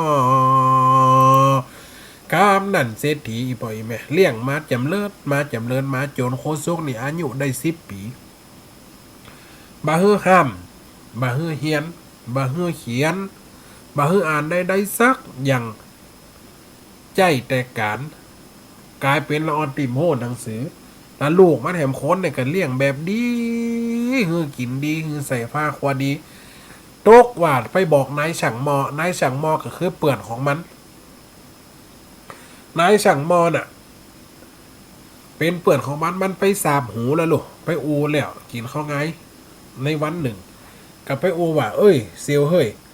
ปั่นมอถึงวันเนี่ยเต่าปุ้งใหญ่ขนาดนักอย่างกับเปิ่นเป็นอย่างเตาทานอีกเนาะเวลาเปิ่นจะเผาเนี่ยเปิ่นเผากำเป็นร้อยแกนบนหม้อนะวันพวกนะข้าจะฮือลูกข้าเนี่ยมันบัดดีมันเจอไอ้โคซกทำตัวมันดีทำตัวโอ้กันเล็กกันหลาดเป็นคนบัดดีดื้อดันวันพวกจัดการเรื่องข้าค่ำแต่คืออยากจะได้เซียวกระทามันมาปุ๊บมันยื่นหนังสือสู่ปุ๊บต้องถามอย่างเลยมันยื่นหนังสือมามันต้องถามอย่างเลยค้อนปักหยิบเลยเห็นหรอค้อนบุบหัวเลยตายฟ่องดินดะเด้กันโย่เข้าเตาเผาเลยเยอะข้านี่ข้าจะมีรางวัลให้สูเห็นหรอโดไปสั่งเปื่อนไว้ล่ะนี่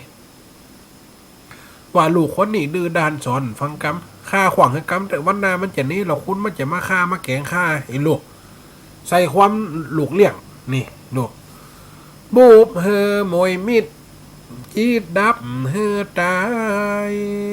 เอาใส่สุมไฟเต่าปุ้งเฝ้ามอเศรษฐีแป้งกามลายอันปั้นคอช่วยตามกำเขิงทันไทยแล้วปั่นเงินข้ามเฮือนายช่างไว้วางแผนตีได้ตกลงกะหาปันคำกาสูงตกเฮือบำลงเป็นกำที่ถอยแจ้งเจ้าควายมาเศรษฐีสั่งถอยห้องเอาโคโศกลูกน้อยแล้วก็โอจ้าเป็นกำเรียบร้อยมานี่ลูกน้อยใจลามเฮือไปหลอดเล่านอกเมืองเขตข้ามตามบัญชาป่อจ๋าสั่งเจ้าโคโศกมานี่ปอได้สั่งนี่นะมาเดียวเนี่ยเอาทุละเอาหนังสือเอาจดหมายเนี่ยไปฮือปอเซียวปอกัมมันเปิ่นเป็นช่างปั้นมออยู่ฮั่นห้ามไปทะเลทลายเลยนะเอาฮือกับมือนะห้ามพาไขว่เด็ดขาดปอสั่งเด้อฮือฟังเด้อเอาไปฮือจนถึงแล้วปุ๊บก่อยปิ๊กมาหาปอเด้ออย่าลูกคิดค่าลูกเลี้ยงสั่งกำบัญชาป่อจะสั่งเจ้าเฮอไปนอกเมืองเดินต่างไต่เต้าถึงช่างปั้นหมออย่าจ้าว่าป่อใจมาตามกำต่อตาบอกต่อหน้าตาใดลูกน้อยบ่ฮู้ปอสั่งไปตายก็เดินตามลายโคนเดียวดันไปฮอดกลางตางบ่ถึงขีดคันการสำคัญปอใจป้าลูกเศรษฐีอันเป็นน้องไทยเล่นตุยเจ้าบ้านเฮฮาเด็กน้อยพวกนั้นเล่นหมากสากาตามเวลาม้วนงานสันตอง อันลูกเศรษฐีใจเดียวต่างห้องก็จะกำพ้องต่อตาว่าปีโคโซกมานี่อย่าจ้ามาช่วยน้องลาใจดำเล่นหมากสักกาน้องพิษใจคำเล่นมาหลายคำเปิ้นกินโลบเสียงมีแต่ว่าเสียเข้าไปหมดเกียงมาเปลี่ยนน้องลาจิมเตอส่วนนายโคโซกก็จะว่าน้องลาต่อไปว่าป้อวานใจปีอ้ายใส่ใจบ่สุดบรรยายหานายช่างปั้นการป้อใจมาเมาเล่นว่าอันเดียวจักถูกเขียนบ่ย่างส่วนลูกเศรษฐีก็บ่รอล่างจำตัวปีไอเล่นแตนอาสาขามใจบ่ฮู้เป็นแผนหกฟานวิ่งแลนไปหาช่างหมอพอดีลูกเศรษฐีลูกแต้ๆของเปิ่นอันนั้นเล่นมักสักกากับลูกเจ้าบ้านอยู่ลูกโคโซกเนี่ยมันได้หยักการลูกวันนี้มันได้หยักการเล่นตัวลูกเศรษฐีอย่างเดียวกันก็เลยเตี๋ยเศรษฐีใจเนาะเศรษฐีสั่งใจเอาไปกับมือห้ามเปลี่ยนมือไฟห้ามหายมือไฟเอาไปคนปันมอเนลูกเนอสั่งเน็บเก็บหอยสั่งแต่สั่งว่าโจโลไปซุปใส่น่องคือว่าลูกของเศรษฐีลูกแต้น่ะอาหารใจอ้ายพี่โคซกพี่จะไปไหนพี่อ้ายโคซกจะไปไหนโอ้ปอดใจปอวานละน้องเนี่ยยังกับเดียวเนี่ยน้องเล่นหมักสกากับเปื่อนกับฝูงเนี่ยเล่นกำได้กับก้านเล่นกำได้กับก้านเสี่ยงเงินไปหลายร้อยแล้วนี่มาเล่นเต้นน้องกับแต่โอ้บัดได้น้องบัดได้อีป่อสั่งไอ้ใจมาเนี่ยเถียวไปเปิดเนี่ยเปิ่มมือเปลี่ยนมือไฟโอ้ไอ้ไปก็เหมือนกับน้องไปนั่นละยันลูกป่อเดียวแม่เดียวกันพ่อคำหัวเป็นลูกแต่ลูกเก็บนะลูกปอดเดียวแม่เดียวกันไผไปกับเหมือนเดียวกันเล่นเจียน้องนี่น้องตึ้มหมานมันเล่นกันได้กับก้านเนาะดวงคนเอามันช่ำตายเนาะ ก็เอาไปก็โอ้ลูกคำตีนคำมือโคซุกจวดได้พบกับวิ่งหกฟันไปกันหล่นตึ้มฟังขี่โคซุกอยู่ฮันทาดวงมันจะตายลูกเศรษฐีเนาะไปหาสั่งหม้ออย่างนี่โหกฝานวิ่งแลนไปหาช่างเผาหมอส่วนนายโคโซกนั่งเล่นจอกอล้อยังตัวนายน้องรักบ่ฮู้เป็นแฟนเศรษฐีจี้จักเปิ้นค่าตัวอำพรางบุญเจ้ามีนักแต่ก่อนมาล้างเพราะได้กำบังฟ้าปันจิกเจ้าโลจาดเมื่อเป็นมาเมื่อท่านกุ้มเขาลักขาเราท่านพระเลยหลอดตายแป้แก่ไฟยะชีวิตบ่ต้องว้ำไวลูกเศรษฐีนั้นก็ลวดไปตายเมื่อไปหาไหนช่างปั้นเผาหม้อข้าแล้วลวดเผาฮักแข้งดูคอสุ่มตยเต่าปุงบ่อข้างตายเห็นละลูกเศรษฐีน่ะมันลังจะไปตายแตนกะกวดไปพบกันโลนไปหาช่างหม้อเศรษฐีนอกเมืองป้อเซลยันน่ะอีปอดใจเอามาปอดเซลใจเอาอย่างมาตันได้ตอบตันได้ถามหันปุ๊บเพราะว่าอู้กันไว้ตกลงกันไว้ถ้ามันมามันต้องถามหัวถามหางคนที่กำหนังสือมานั่นแม่นเลยถ้ามันมาถึงค้อนปัดหงิบเลยค้อนบุกหัวเลยกับหมดหมัดโมมาฮักแข่งฮักขาตุ๊บ ยังกระตบยังเป็นยังก็ฮักแข่งไก่แข่งกบเนี่ยนะยังเป็นขดอัน ขดไก่ขดกบเนี่ยนะขดสวายนะต้มไปเลยอันนี้กับฮักแข่งฮักขากับโย่เขาเสร็จเตาหม้อเลยอ่ะขนาดกันยาแต่นี่เศรษฐีน่ะนะเศรษฐีบ้านช่างปั้นมอนนะกับบุ๊บปุ๊บกับอันโย่ใส่เตาไฟไม่อย่าเปิ่นเอาใส่เตาเมนไหนพออีแมนเนาะมันไปตายแตนไอเหี้ยนี่ลวดไปตายเมื่อไปหาไหนช่างปั้นเผาหมอฆ่าแล้วลวดเผาฮักเข่งดูข้อสุ่มโดยเตาปุ้งหม้อคาง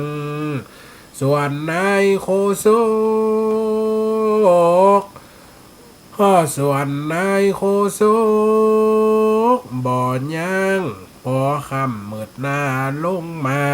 ล้อไหนก็แล้วน้องบ่มาหาเลยปิ้งข้าวากราบลอดถึงบ้านเนี่ยก็นั่งรอน้องไหนก็ได้ตึ้มมาก็ยังเล่นมันอย่างเนาะเล่นอยู่หันอย่างล้อน้องไหนก็ได้ล้อน้องไหนก็ได้แต่โดนบุ๊บเผาไปด้วยอัน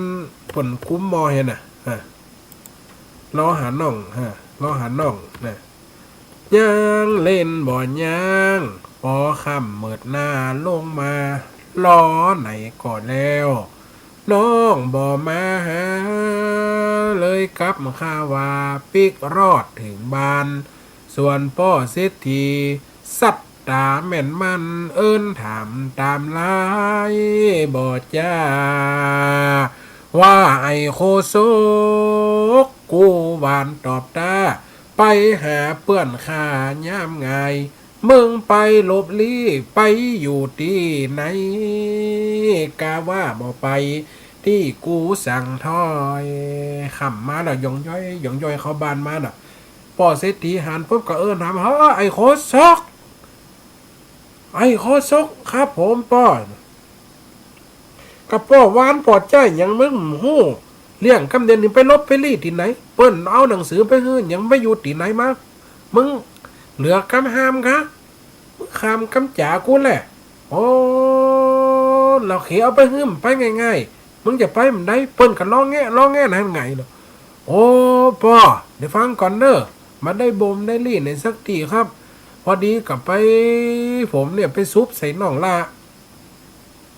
เล่นหมากสกัดด้วยเปิดเล่นตาได้มันกะก้านเล่นตาได้มันกะก้านบัดเดียวนี่น้องลาน่ะผมห้ามกำฟังว่าป้อมเฮือเปลี่ยนมือป้อมเฮือเปลี่ยนมือมันเปียได้นะป้อเปียได้ป้อมมันก็โล่นนะนี่หกไปกะฮะไอ้โลตัดเศรษฐีเป็นล้มงุมงามลงหันอีป้ออีแม่ไฟเอาไปก็กันน้องนะกะเอาไปผมห้ามกำฟังอย่าเฮาเศรษฐีให้ตึบให้โยนอีป่อยแม่เป็นล้มงุมงานั่นกะคิดจะฆ่าลูกเปิ่นเสียมาตกใส่ลูกตัวอย่าเนี่ยเพิ่นว่านะถามไล่บ่จาว่าไอ้โคโซกูวานต่อตาไปหาเปื่อนข้าย่ามไงมึงไปหลบลี่ไปอยู่ที่ไหนกาว่าบ่ไปที่กูสั่งถอยมึงเหลือกำคาน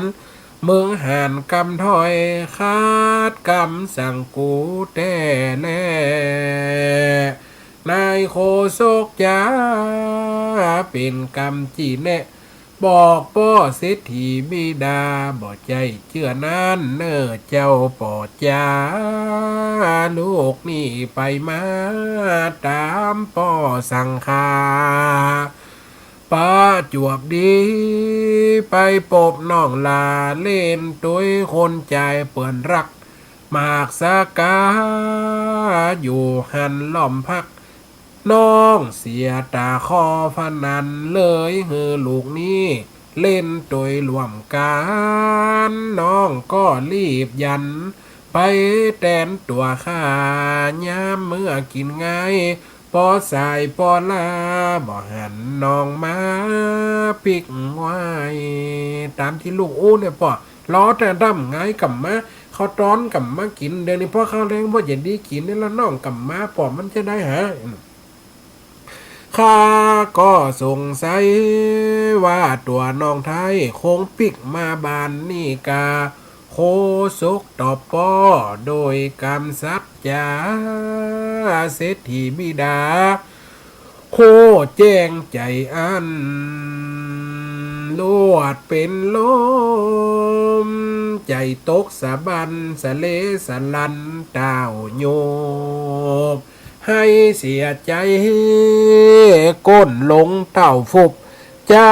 ข้าลูกเก็บเลี้ยงมาเป็นว่าลูกแท้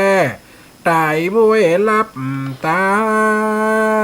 พิษตัวไอ้ยาโอ้ไผบ่ได้โอ้กันในตัวเนาะพิษกันอยู่ในตัวโอ้ไผมันได้เป็นล้มลูกเต่ากันเนี่ยโอ้ไผบ่ได้ลวดเสียใจห้องให้บ่หูอย่าได้ต่อนั้นหวานอมขมเลียเสียลูกอย่างจันบ่เป็นตามแผนวางไปจักข้าวลูกเลี้ยงลูกตัวมาตายละวุ่นละวายในใจโศกเศร้าโลดโศกมองเป็นน้ำเป็นข้าวหันได้เท่า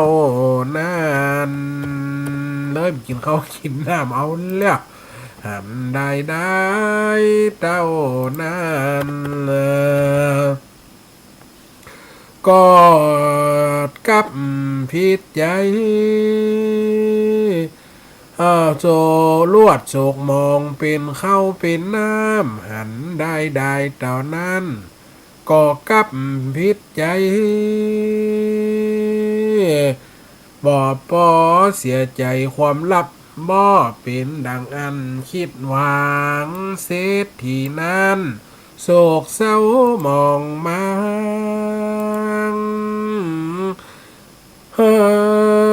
จะจมจะค้างก็ว่าบอดได้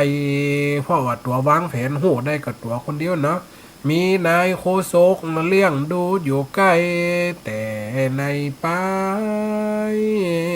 แต่นั้นแต่ไปไหนเอาล้อนเพราะกูเก็บมาเลยได้ตุกย้อนจากเห็นขามันไหวกี่ครั้งไปแล้วมันก็หลอดตายกูจะทำลายข้ามันจนใดจะล่วงสุดโบราณหลุมใจคนเก่าบรรยายกำแต่ว่ากิ่งตึกไหนมันยังบ่แป้คนที่เขาจักฟอง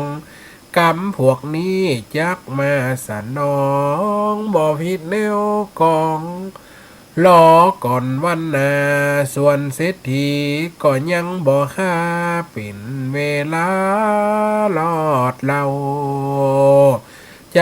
ไปทำงานถึงวันคำเจ้าอยู่โดยปอดเจ้าบิดาช่วยการสะปะถึงบ่ลาสาการไปการมาต้อนรับขับสู่วันหนึ่งนั่นกาพ่อห้องมาโอว่าโคโซกลูกหลักมานี่ก่อนเฮ้ยพ่อจากจีจักสั่งสอนลูกเต้าโคนโดนเฮือลูกนี้ตองเต้าเดินหนไปสู่บ้านคนนอกเมืองตีนี้ฮือเอาจดหมายป้อเขียนว่าอีฮือไปถึงมือท่านไทยเบื่อนเดียวเสียวกันป้อขอสั่งไว้เฮิดบ่ลูกลาคำใจอย่าเฮอสารนี้ได้ตกหล่นหายอย่าไปอย่าบายเปลี่ยนมือคนอื่นว่าอันแหมข้างตีห้าเนาะข้างตีห้าข้างตีหกละนี่ข้างตีหกถูกค่า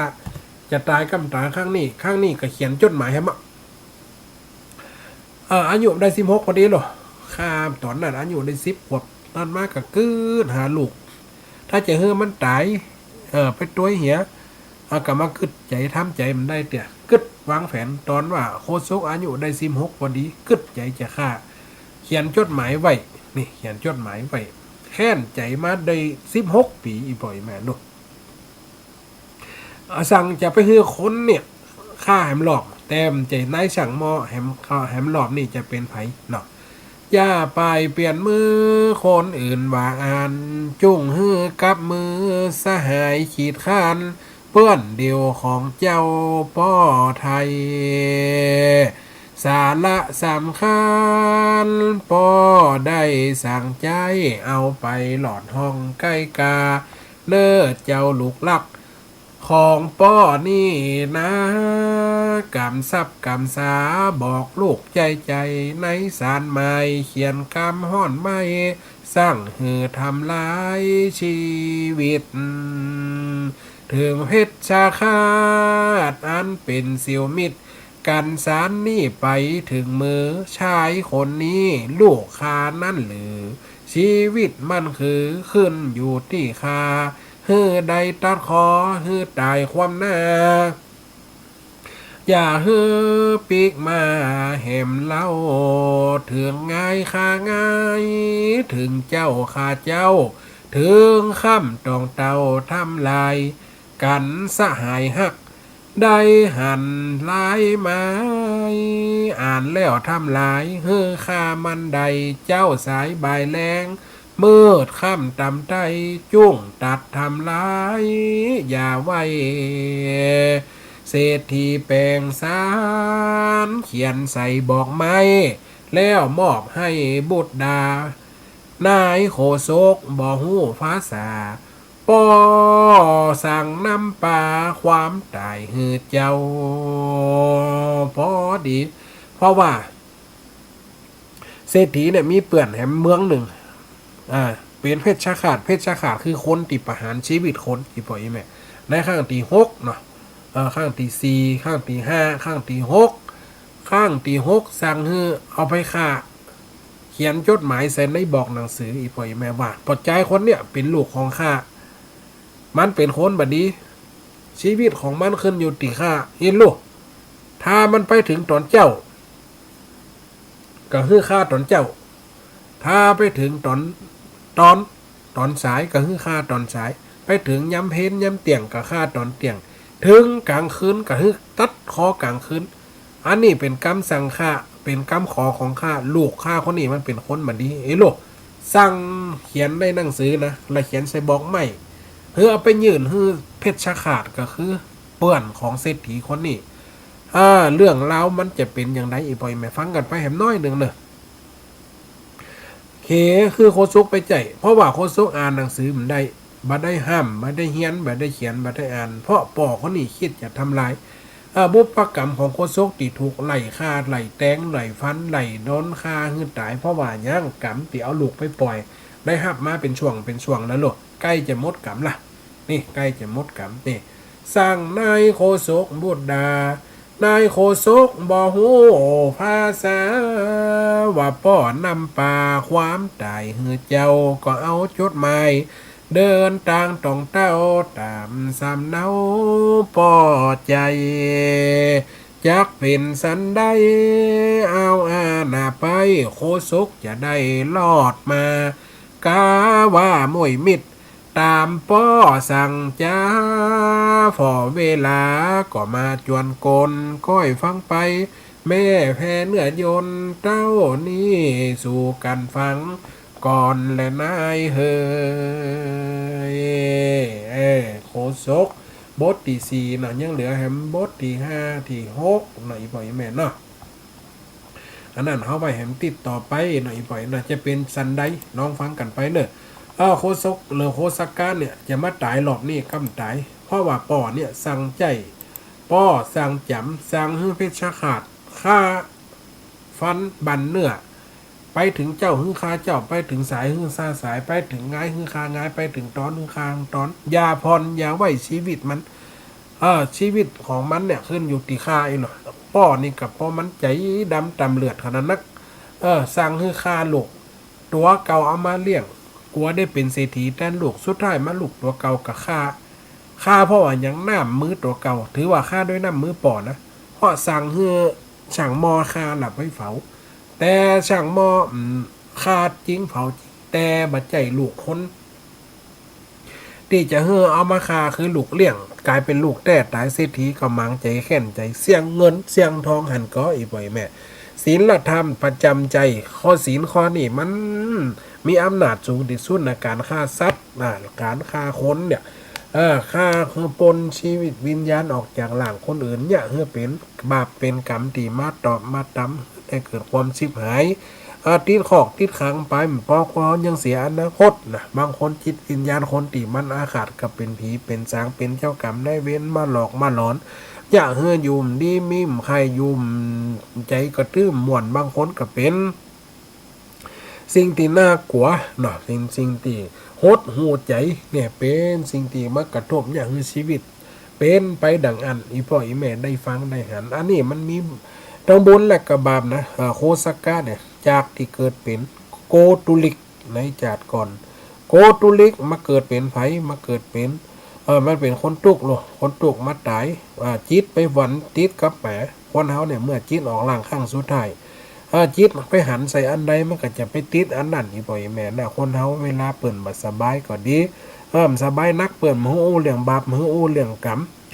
เข้าหาศีลหาธรรมอตุเจ้าไปเตดน้ำเตดธรรมฟังบนธรรมมหาวิบากก็มีบางคนก็เอาศีลธรรมมาเปิดธรรมะให้ฟังบางคนตายแบบสงบบางคนก็ทรมาน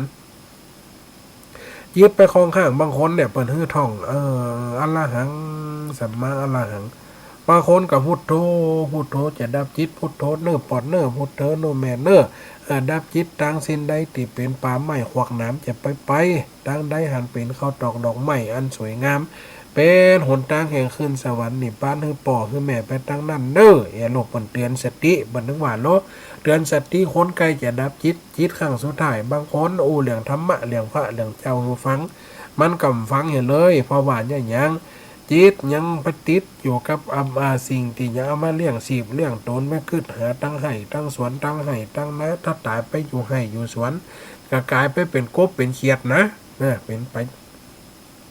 เฝ้าอยู่ตามคันนาตรงบางคนก็ไปตายเป็นงัวเป็นควายไปอยู่ตรงอยู่นะไปอยู่ตรงอยู่นะจิตมันคล้องข้างเนาะอย่างโกตุลิกเนี่ยตายกับไปเกิดเป็นหมาอีพ่ออีแม่ได้ฟังเวลาดำเนินมาเนาะ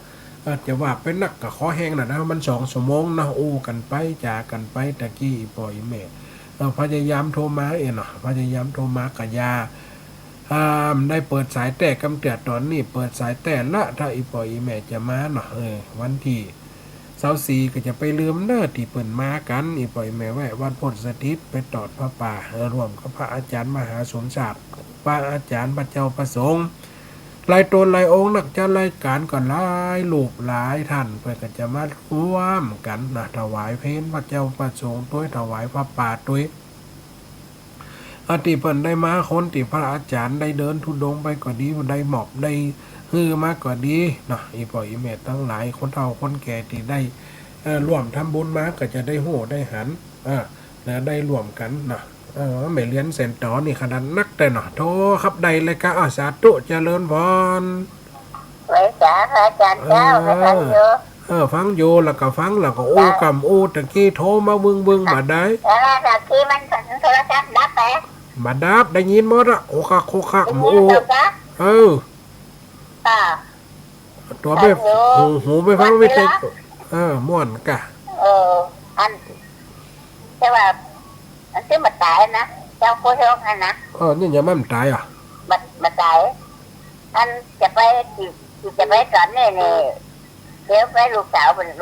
คนนั้นจะหักจะอ่านจดหมายลูกเด็กสาวคนนั้นจะเปลี่ยนจดหมายจะแต่งงานเลยจ้ะได้ไปแม่นั่นเลยสาวคนนั้นจ้ะแต่นี้ละครั้งแล้วจัดทุนเนอร์จะไม่ให้กำลังใจเนอร์เออ จะไม่ให้กำลังใจเนอร์ เออ จะจะไม่ให้กำลังใจเนอร์ เออ จะ เออ จะ เออ จะ เจ้าสาธุเจ้า สาธุเจริญพร ไว้สาครับพระอาจารย์ สาธุทั้งใดใจป่อ บ้านโป่งหนองเลี้ยงตัวเป้าให้ครับ บ้านโป่งหนองชัดเจนนี่ละพอแล้ววันนี้ล่ะ ถ้าเตียนแต่มีคู่ค้างน้อยตอนเตียนตอนป่ายเนี่ยคู่ค้าอ่ะ มันแบ นั บบ ไปเป็นวิ2 วิ 3 วิอย่างเนี้ยครับ มันน่าจะเป็นแต่สถานนี้บ่หน้าฝนมันถึงจะทำใจเอาเนอะ ครับ สาธุอีกป่อ พอ เน ที่ อะ ฟ้ากันตีเย็นสารเข้าละลงมาที่พวกไปอ้วนเนี่ย สาธุอีกป่ออันนั้นที่อัน ที่ว่าเรื่องของอันนั่นแม่สายโพสเสียงผีเล่นพะเยาเนี่ย นั่นเหรอครับ คนนั้นนะจำได้บ่ที่ว่าเฮาหีไปอันการหลวงไอ้นั่นนะสาธุอีกป่อเนอะ ครับผมไว้ตาครับ สาธุอีกป่อสาธุเจริญพรแม่พร เจ็บจะจบเลยเนาะ เก็บจะเจียวแล้วจะมีแม่ฟ้อนกับแม่อันเนี่ยอันแม่เลื้อนเนี่ย เสียงอย่างกันคนเฮานี่โหล่น80นี่นะ โอ้น่าจะอันนี้นะ ฮะ เมืองเนี่ยนะเป็นเจ็ดหลายอย่าง เออ หรือค่าละ นี่อย่ามือค่ะ เดี๋ยวแล้วเป็นยัดไปเปลี่ยนอยู่ย้ายเมืองเนี่ย ก็เงียบไปเป็นเหีย นั่นแหละ คนเฮาวันนี้ฮู้ดีโลแสดงว่าศึกษามันหนักเนาะ ก็ต้องไปเรียนเทศนะครับเนี่ย ถ้าขืนน้อยก็ได้ยินน่ะที่เปิ้นขืนใหญ่ผมได้ยินก็มาออกเอียกันหล่นตะก้นกันเอียกะ เป็นบ้างก็บ้างก็บ้างก็บ้างเลย นั่นน่ะสาธุเด้อสาธุเด้อสาธุโยมแม่ทั้งนั้นแจ้งเด้อฝนตกก็ ฝนตกแต่เจ้าหน้าพระอาจารย์ อันนี้มันแต่เจ้ามันถึงวันค่ำอันนี้นะตะกี้ก็ขนาดนัก โอ้นั่นน่ะน้ำลบอยู่ลบลงขนาดนั้น น่ากันนี่น้องไม่ได้หลอดเลยแม่บ้านเฮานี่นะวันนั้นเขาออก ใช่ คง ค่ะวันเปิดอาการมันนั่นเป็นว่าใสเป็นรักนาโนหมุนสัญญาณ แม่น่ะมื้อนั้นไฟดับแม่แล้วได้ยินทีวันนี้นะหลายคนกัน ตอนนั้นกำลังหาปากกามาจะมาชุดจะผ่าเปิดคุมนะมันการอยากมันหายที่เหนียวให้อาจารย์ แม่น่ะแม่มันนั่นคืนมันดีแม่หน้าฝนนี่ถึงทำใจอันน่ะมันนั่นวิทยาฟังจังเซว่าอันนั้นเป็นว่าฟังก็ต้องไปเป็นว่าหมดเสียงบ่มีนักโซ่ไม่ได้ แม่น่ะแม่แต่ว่านั้นห้องยังลืมไปลืมมาห้องกระดังโชโซ่กระถาที่ว่าปงคุมนะว่าจะได้ก็นะ คาถาปอตุมจำได้ก่อนล่ะ ที่จดไว้กำลังเอาปากกากับนั่นมาเป็นวันดับเนี่ย สังวิทาปุกะจะปะ เขียง สัง สัง วิทา สังวิทาน่ะยังกับยังบ่ฮู้เลยครับ ปุกะจะปะ เนี่ยปุกะจะปะสังวิทาปุกะจะปะมันตานแม่ท่านฟังในวิทยุนี่นะมันจะจ้าตีเปิดฟังวิทยุเนี่ยเปิดจะได้แต่ถ้าว่าเฮาฟังในโทรศัพท์นี่มันจะฟังทันที เขาบางทีแท้นั่นจังวิทยุเนาะสาธุไม่ฟังนี่จะว่าต้องว่าทำไมก็สิจุดอันเดียวจะว่าต้องวิทยุอันนี้แม่เลยแม่ก็เตรียมจดเอาเด้อครับในโทรศัพท์นี่มันตันแหละสาธุเด้อ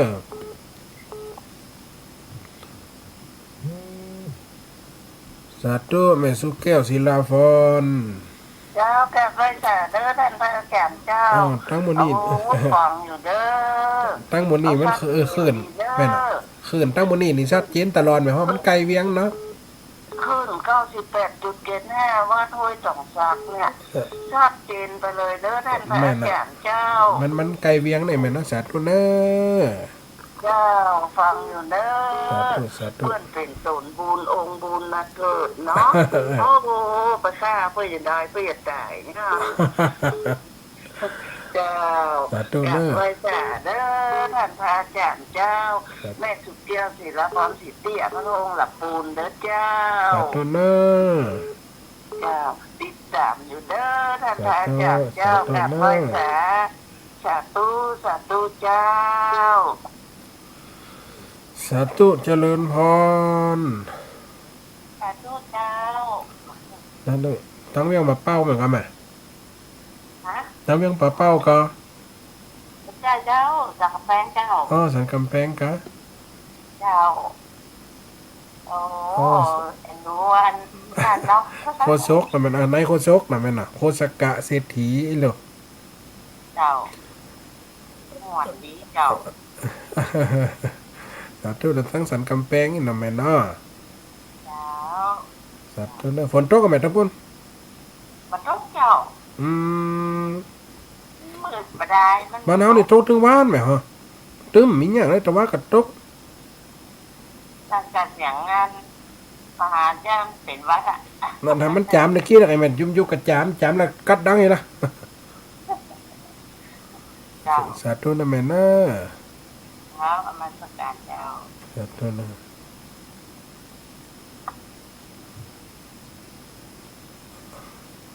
อ๋อ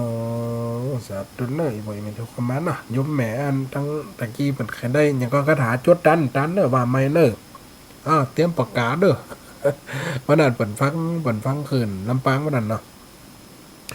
สังวิทาปุกะญะปะเนอยุมแม่เนอสังวิทาปุกะญะปะคาถาปอตูมปอตา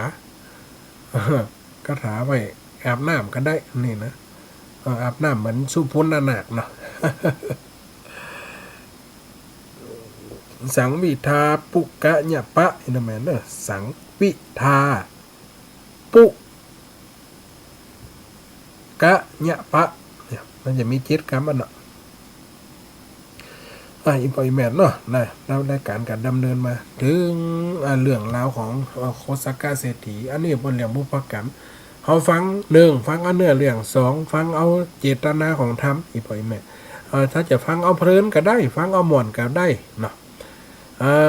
แล้วฟังถ้าจะเอาตีคือมันลึกคือมันกว้างกับฟังเอาเนื้อหาสาระ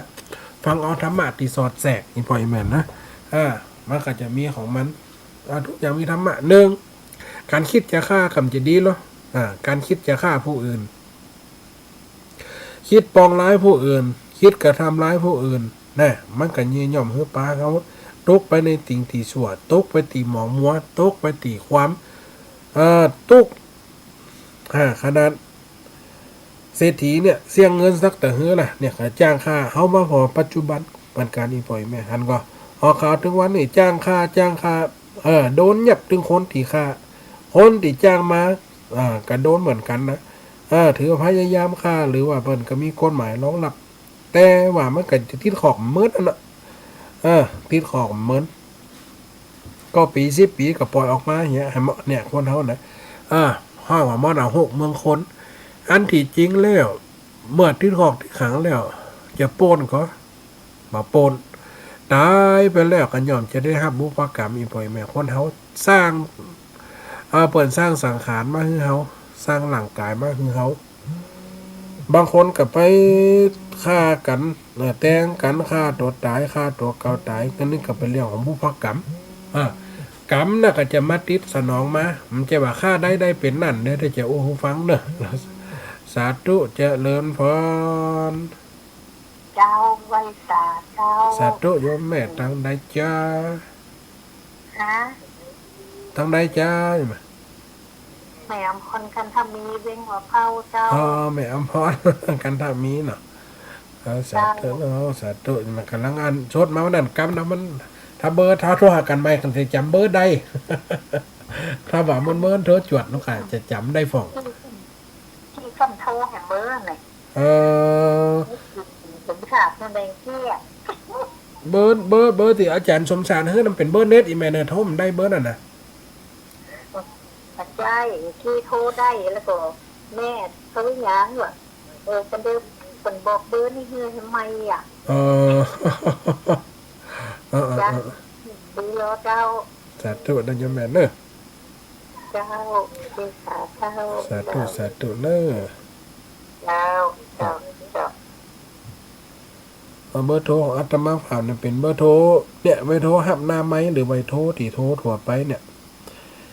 เป็นเบอร์โทร0871820625เบอร์นี่นะแฮมเบอร์นี่จะเป็นเบอร์เน็ตอีกไหมถ้าโทรมันได้โทรมันขึ้นมันจะหายไปเลย0871820625อันนี้คือเบอร์โทรที่ใจถึงวันใจประจำ0871820625อันนี้คือเบอร์ที่ใจประจำเนอะปล่อยแมนเนอร์ถ้าเบอร์อื่นนี่มันจะไม่ใจกับเน็ตถ้ามันกวนกับเน็ตนะมันขืนใครดีละเนี่ยมันกันอีปล่อยแมนที่ว่าตะกี้ฆ่าคนฆ่าสัตว์ฆ่าสิ่งหลอกตัว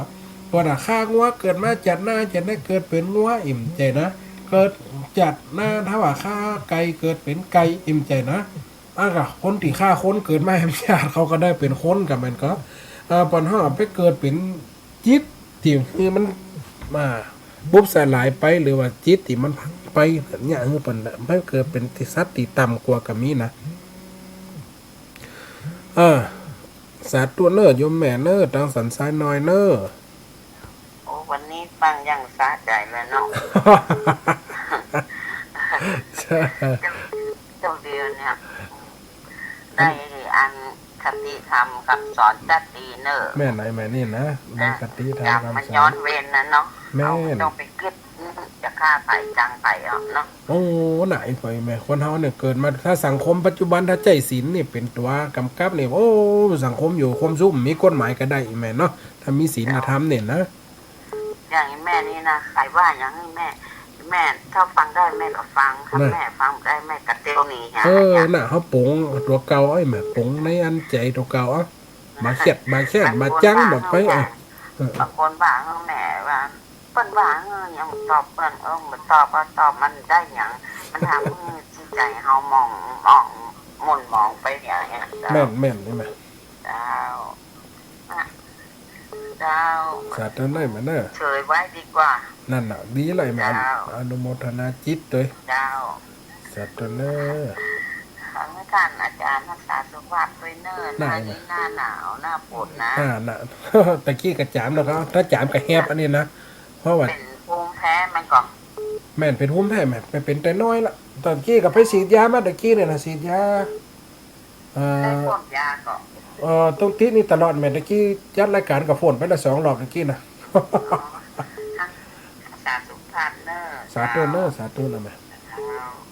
จุกอินเนอะค่ะอาจารย์เนอะ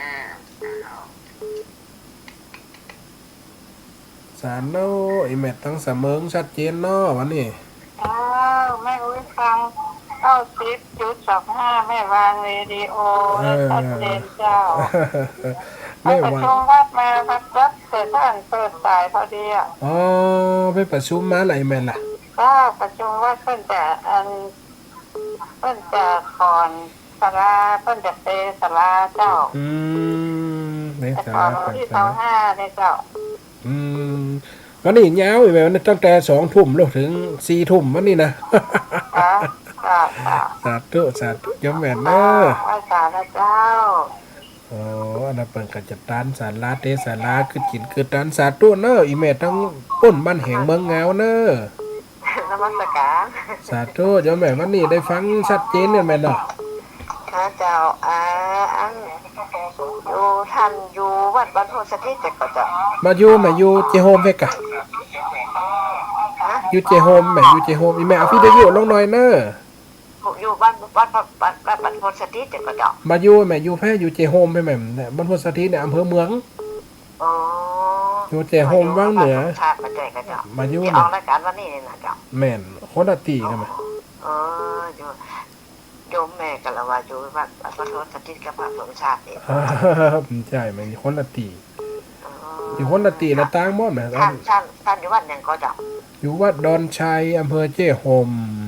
โอ้อยู่เจโฮม เจ้โฮมลายบ้างเหนือลายบ้างแง้วนี่กะ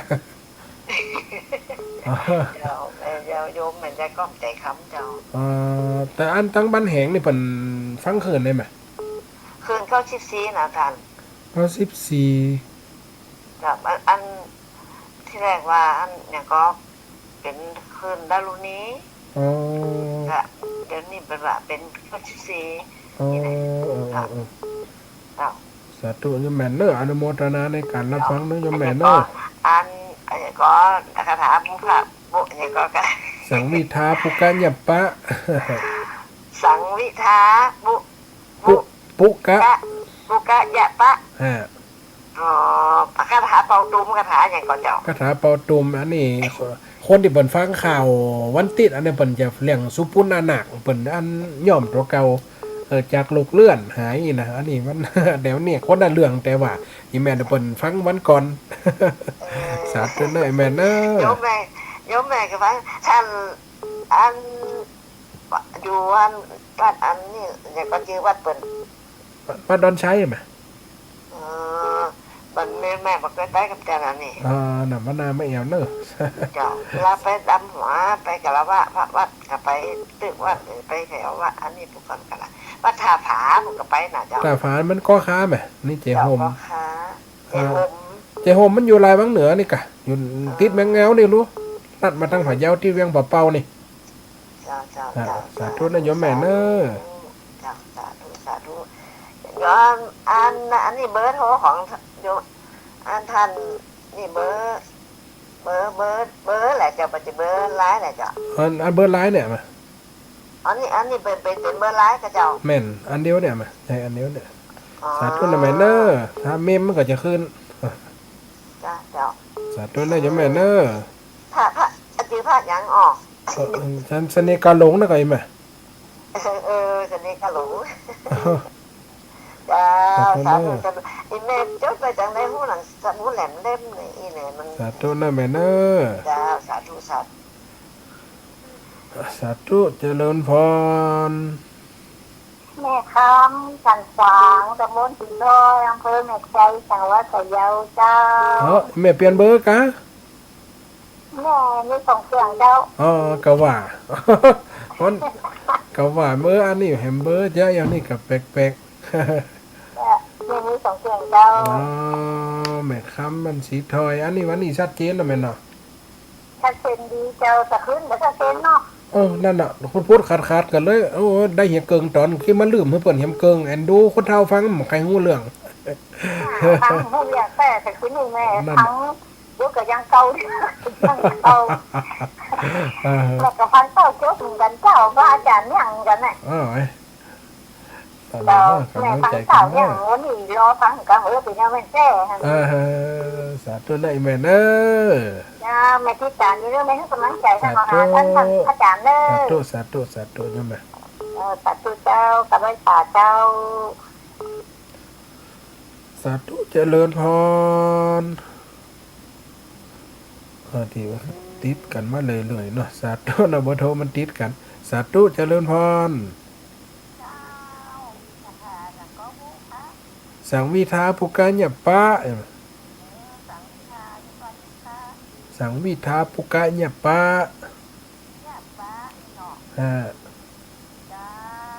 สาธุเนอสาธุแม่เนอแม่น้อมสาธุเจริญพร ก็ไม่สาเจ้าสาธุโยมแม่เจ้าชัดเจนเลยแม่เนาะเจ้าจะเป็นเจ้าบรรจุพะเยาด้วยเจ้าบรรจุพะเยาเนาะพะเยากำลังสดมานี่เมื่อเนี่ยนะวังก่อนนี่ดอกคำใจนะโยมแม่ยังหูแม่เป็นกีฬาบรรจุน้ำเกลือดอกคำใจแผลพะเยาเจ้าอันนี้จีร้านนี่แม่เจนที่ร้านน่ะอย่าแม่เนาะ เจ้าไม่เป็นกีฬา อ๋อ เจ้า นั่นจังหวัดนั้นก็เลยลืมจำได้กับอำเภอแล้วก็อันลืม นี่มันปิ้นน่ะ แต่ของเธอเจ้าคำใจเลยเจ้า แต่ว่าก็ได้ฟังอยู่กันแม่แต่ว่าท่านก่อน ได้ฟังอยู่เจ้า น่ะเขาก็ว่ามันลืมไปบนมาเขาก็งงอย่างนั้นก็ไปปั๊บในแป้งในได้ไปแบบไฟอันงูขึ้นเสาไฟฟ้า หาย นั่นน่ะ เจ้าฟังแต่กระทู้กับตันตัวเอง เป็นยังแม่เนาะ สาธุเนา วัน ะ นี้เลยฟังชัดเจนดี วัน เนาะ นี้ชัดเจนดีวันนี้เนาะ ฟังไปน้ำตาก็จะไหล อ๋อวันนี้มันจะอันดูจะอันดูคนใดก็ดีว่าอันดูนั่นก็ลูกแต่ผลเอาไปฆ่าเนี่ยกระป๋อนั่นล่ะสังฆ่าเนาะอันนั้นก็ลูกหน้าก็จะฆ่าเปิ่นจะลูกตัวไปตายเงี้ยผู้ยังมาอ่อนมาหับกรรมเลยเนาะ นั่นน่ะมันอันเป็นบุพกรรม ยังมาหับกรรมเห็นดู นั่นน่ะ ดูมัวดูแปะตื้อขอ สาธุ แต่มั นะ นลงมือกินนะ สาธุนะยมแม่เนอะ ของผู้จ้างเอานมเพื่อ เอาในอินเดียเปิ่นจะอ่านแบบเปิ่นเลี้ยงแปะเลี้ยงงัวไปกินนมนะถึงวันกันยังมีอยู่ไหนไม่พอทหารในอินเดียนะ อ๋อ เขาจะอ่านกินจะอ่านแบบเป็นกิจกรรมเป็นกิจวัตรอะไรไหมเขากินแต้นน้ำเลย เจ้า แล้วละอ่อนลูกกำพร้าแย่ๆย่อๆเปิ่นก็เอาไปเลี้ยงถึงหมูเลี้ยงงัวได้จุบไปจนถึงวันอย่างยังมีอยู่ในประเทศเขานะ เนาะ สาธุนะแม่เนอะเวลากับเหลือนิ้วเดียวนะ เจ้าแม่ได้ซัดของเจ้าปูดคนเนาะ นะสาธุนะยมแม่เนอะ นั่นเนาะเสียได้มากเนาะ นั่นแหละ สาธุนะยมแม่เนอะบันปินอาเยานะสาธุ เจ้ากลับไปสายเจ้า สาธุเนอะแม่บันปินผัดเยาสาธุปอนา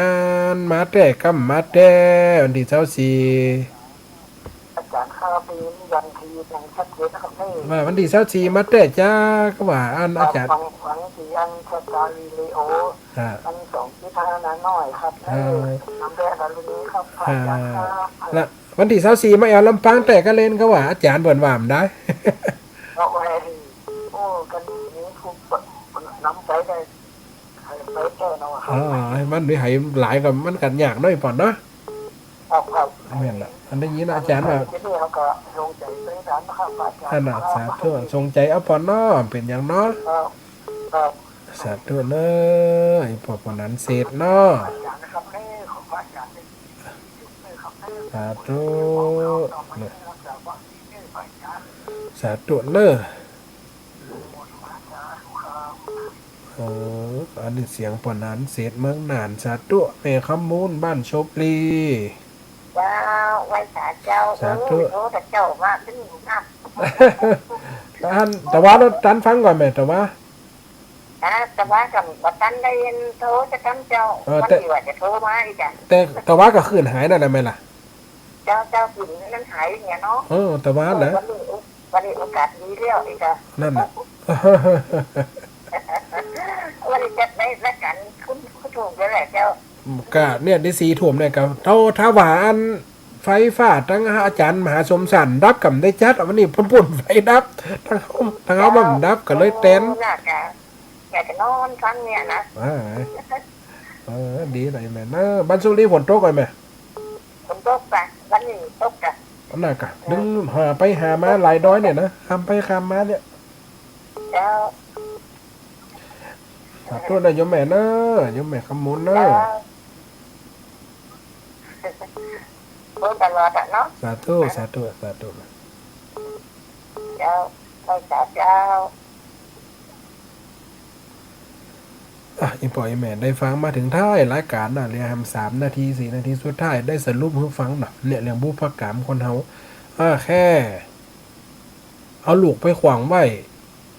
ทอดพนาทอดทุละนะเอาถอดทิ้งไว้สุดท้ายมาก็มาตายแดดตายล้มตายมันได้กินนมจากแม่กูตุลิกเอาลูกไปปล่อยเมียกับตัวห้องหาสุดท้ายมาก็มาตายกรรมตอนนี้ก็โดนเอามาปล่อยเมื่อกรรมมาปล่อยปุ๊บก็ไปเข้าต้องหมา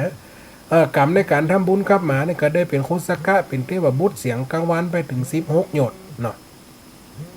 ลงมาเกิดกับมาเป็นลูกนางโสเภณีแหมเนี่ยสาธุเจริญพรเจ้าข้าวม่วนดีเนาะไอ้สาธุเนอะตั้งได้ใจแม่ไม่อ่อนเจ้าตั้งไม่อ่อนไม่อ่อนเจ้ากำลังโตกันนี่เจ้าข้างแรกนะแม่ล่ะเจ้าแต่ฟังมาเมินนะแม่ล่ะข้าวม่วนดีเนาะแต่ว่าฟังมาเมินละก้ามาเจ้ามันมีโอกาสได้โทรมได้เนาะเจ้าบักการเปิ้ลไหมมาเป็นยังฟังเอาก็ได้ไหมจังมาได้เจ้าอาจารย์จังมาติดหนึ่งมาเตือกเจ้าติดหนึ่งมาข้างไอ้แม่แล้วว่าขึ้นใหญ่นี่นะไอ้แม่อยู่ไหนก็แม่อ้อนนี่อย่าเนาะเจ้าแม่ปกติขึ้นไฟหินนี่ถึงอยู่นะแม่ทุกวันติดนี่มันจำบาคาดนะแต่ว่าถ้าว่าขึ้นนะถ้าว่ากลางคืนนี่จะแตนอิ่มได้ไหมปกตินี่ปกติแตนอาจารย์สงสารนะเจ้าแม่น่ะถ้าวันติดอีแม่จะฟังตั้งแต่1 ทุ่มเนิ่นวันติดนี่1 ทุ่มถึง2 ทุ่มนี่ทุกอาทิตย์จะบาคาดนั่นนะอันนั้นจะบาคาดสาธุแม่เนอะเวลามันจะหมดในแม่เนาะในสรุปคุณฟังแหมกันอีพ่ออีแม่ได้ฟังนะได้ฟังแล้วได้เข้าใจนะเอาแหมสักสายก็ได้นะทั้งบ้านเทพเสด็จสาธุอีแม่ทั้งบ้านเทพเสด็จสันสถิตสันกำแพงเจ้าเจ้าวันนี้เป็นมวยแตนกับเจ้าแตนแต่ว่ากับแตนมา2 วันเนี่ยแต่วันนี้ยาวไปเลยหรอไฟดับกับเจ้าไฟทั้งปุ่นไอ้แม่ตั้งลำปางตอนใต้นะอันนี้อาตมามันอยู่ภายเหนือไปเนาะคนละฝั่งเนาะแม่ไหนแม่นั่นอ่ะก็เลยเข้าแตนไปเลย2 ชั่วโมงไฟดับนี่มันดึงมีอย่างละแม่ยังแพ้ก็เหมือนกันถ้าไฟดับแล้วสัญญาณก็ดึงมีละแม่ไหนแม่มันหายไปเลยเนาะจ้านั่นกับเวลาหมดเวลาไปได้แม่เนอะเวลาหมดเวลาสถานทั้งหลายเนาะได้บรรยายมาถึงนี่เขาจะมาฟังกรรมกับติดหน้าติดไหนอีแม่เนอะคอยฟังกันแหมกรรมเวลาหมดลากลากันไปก่อนในค่ำคืนนี้เนอะ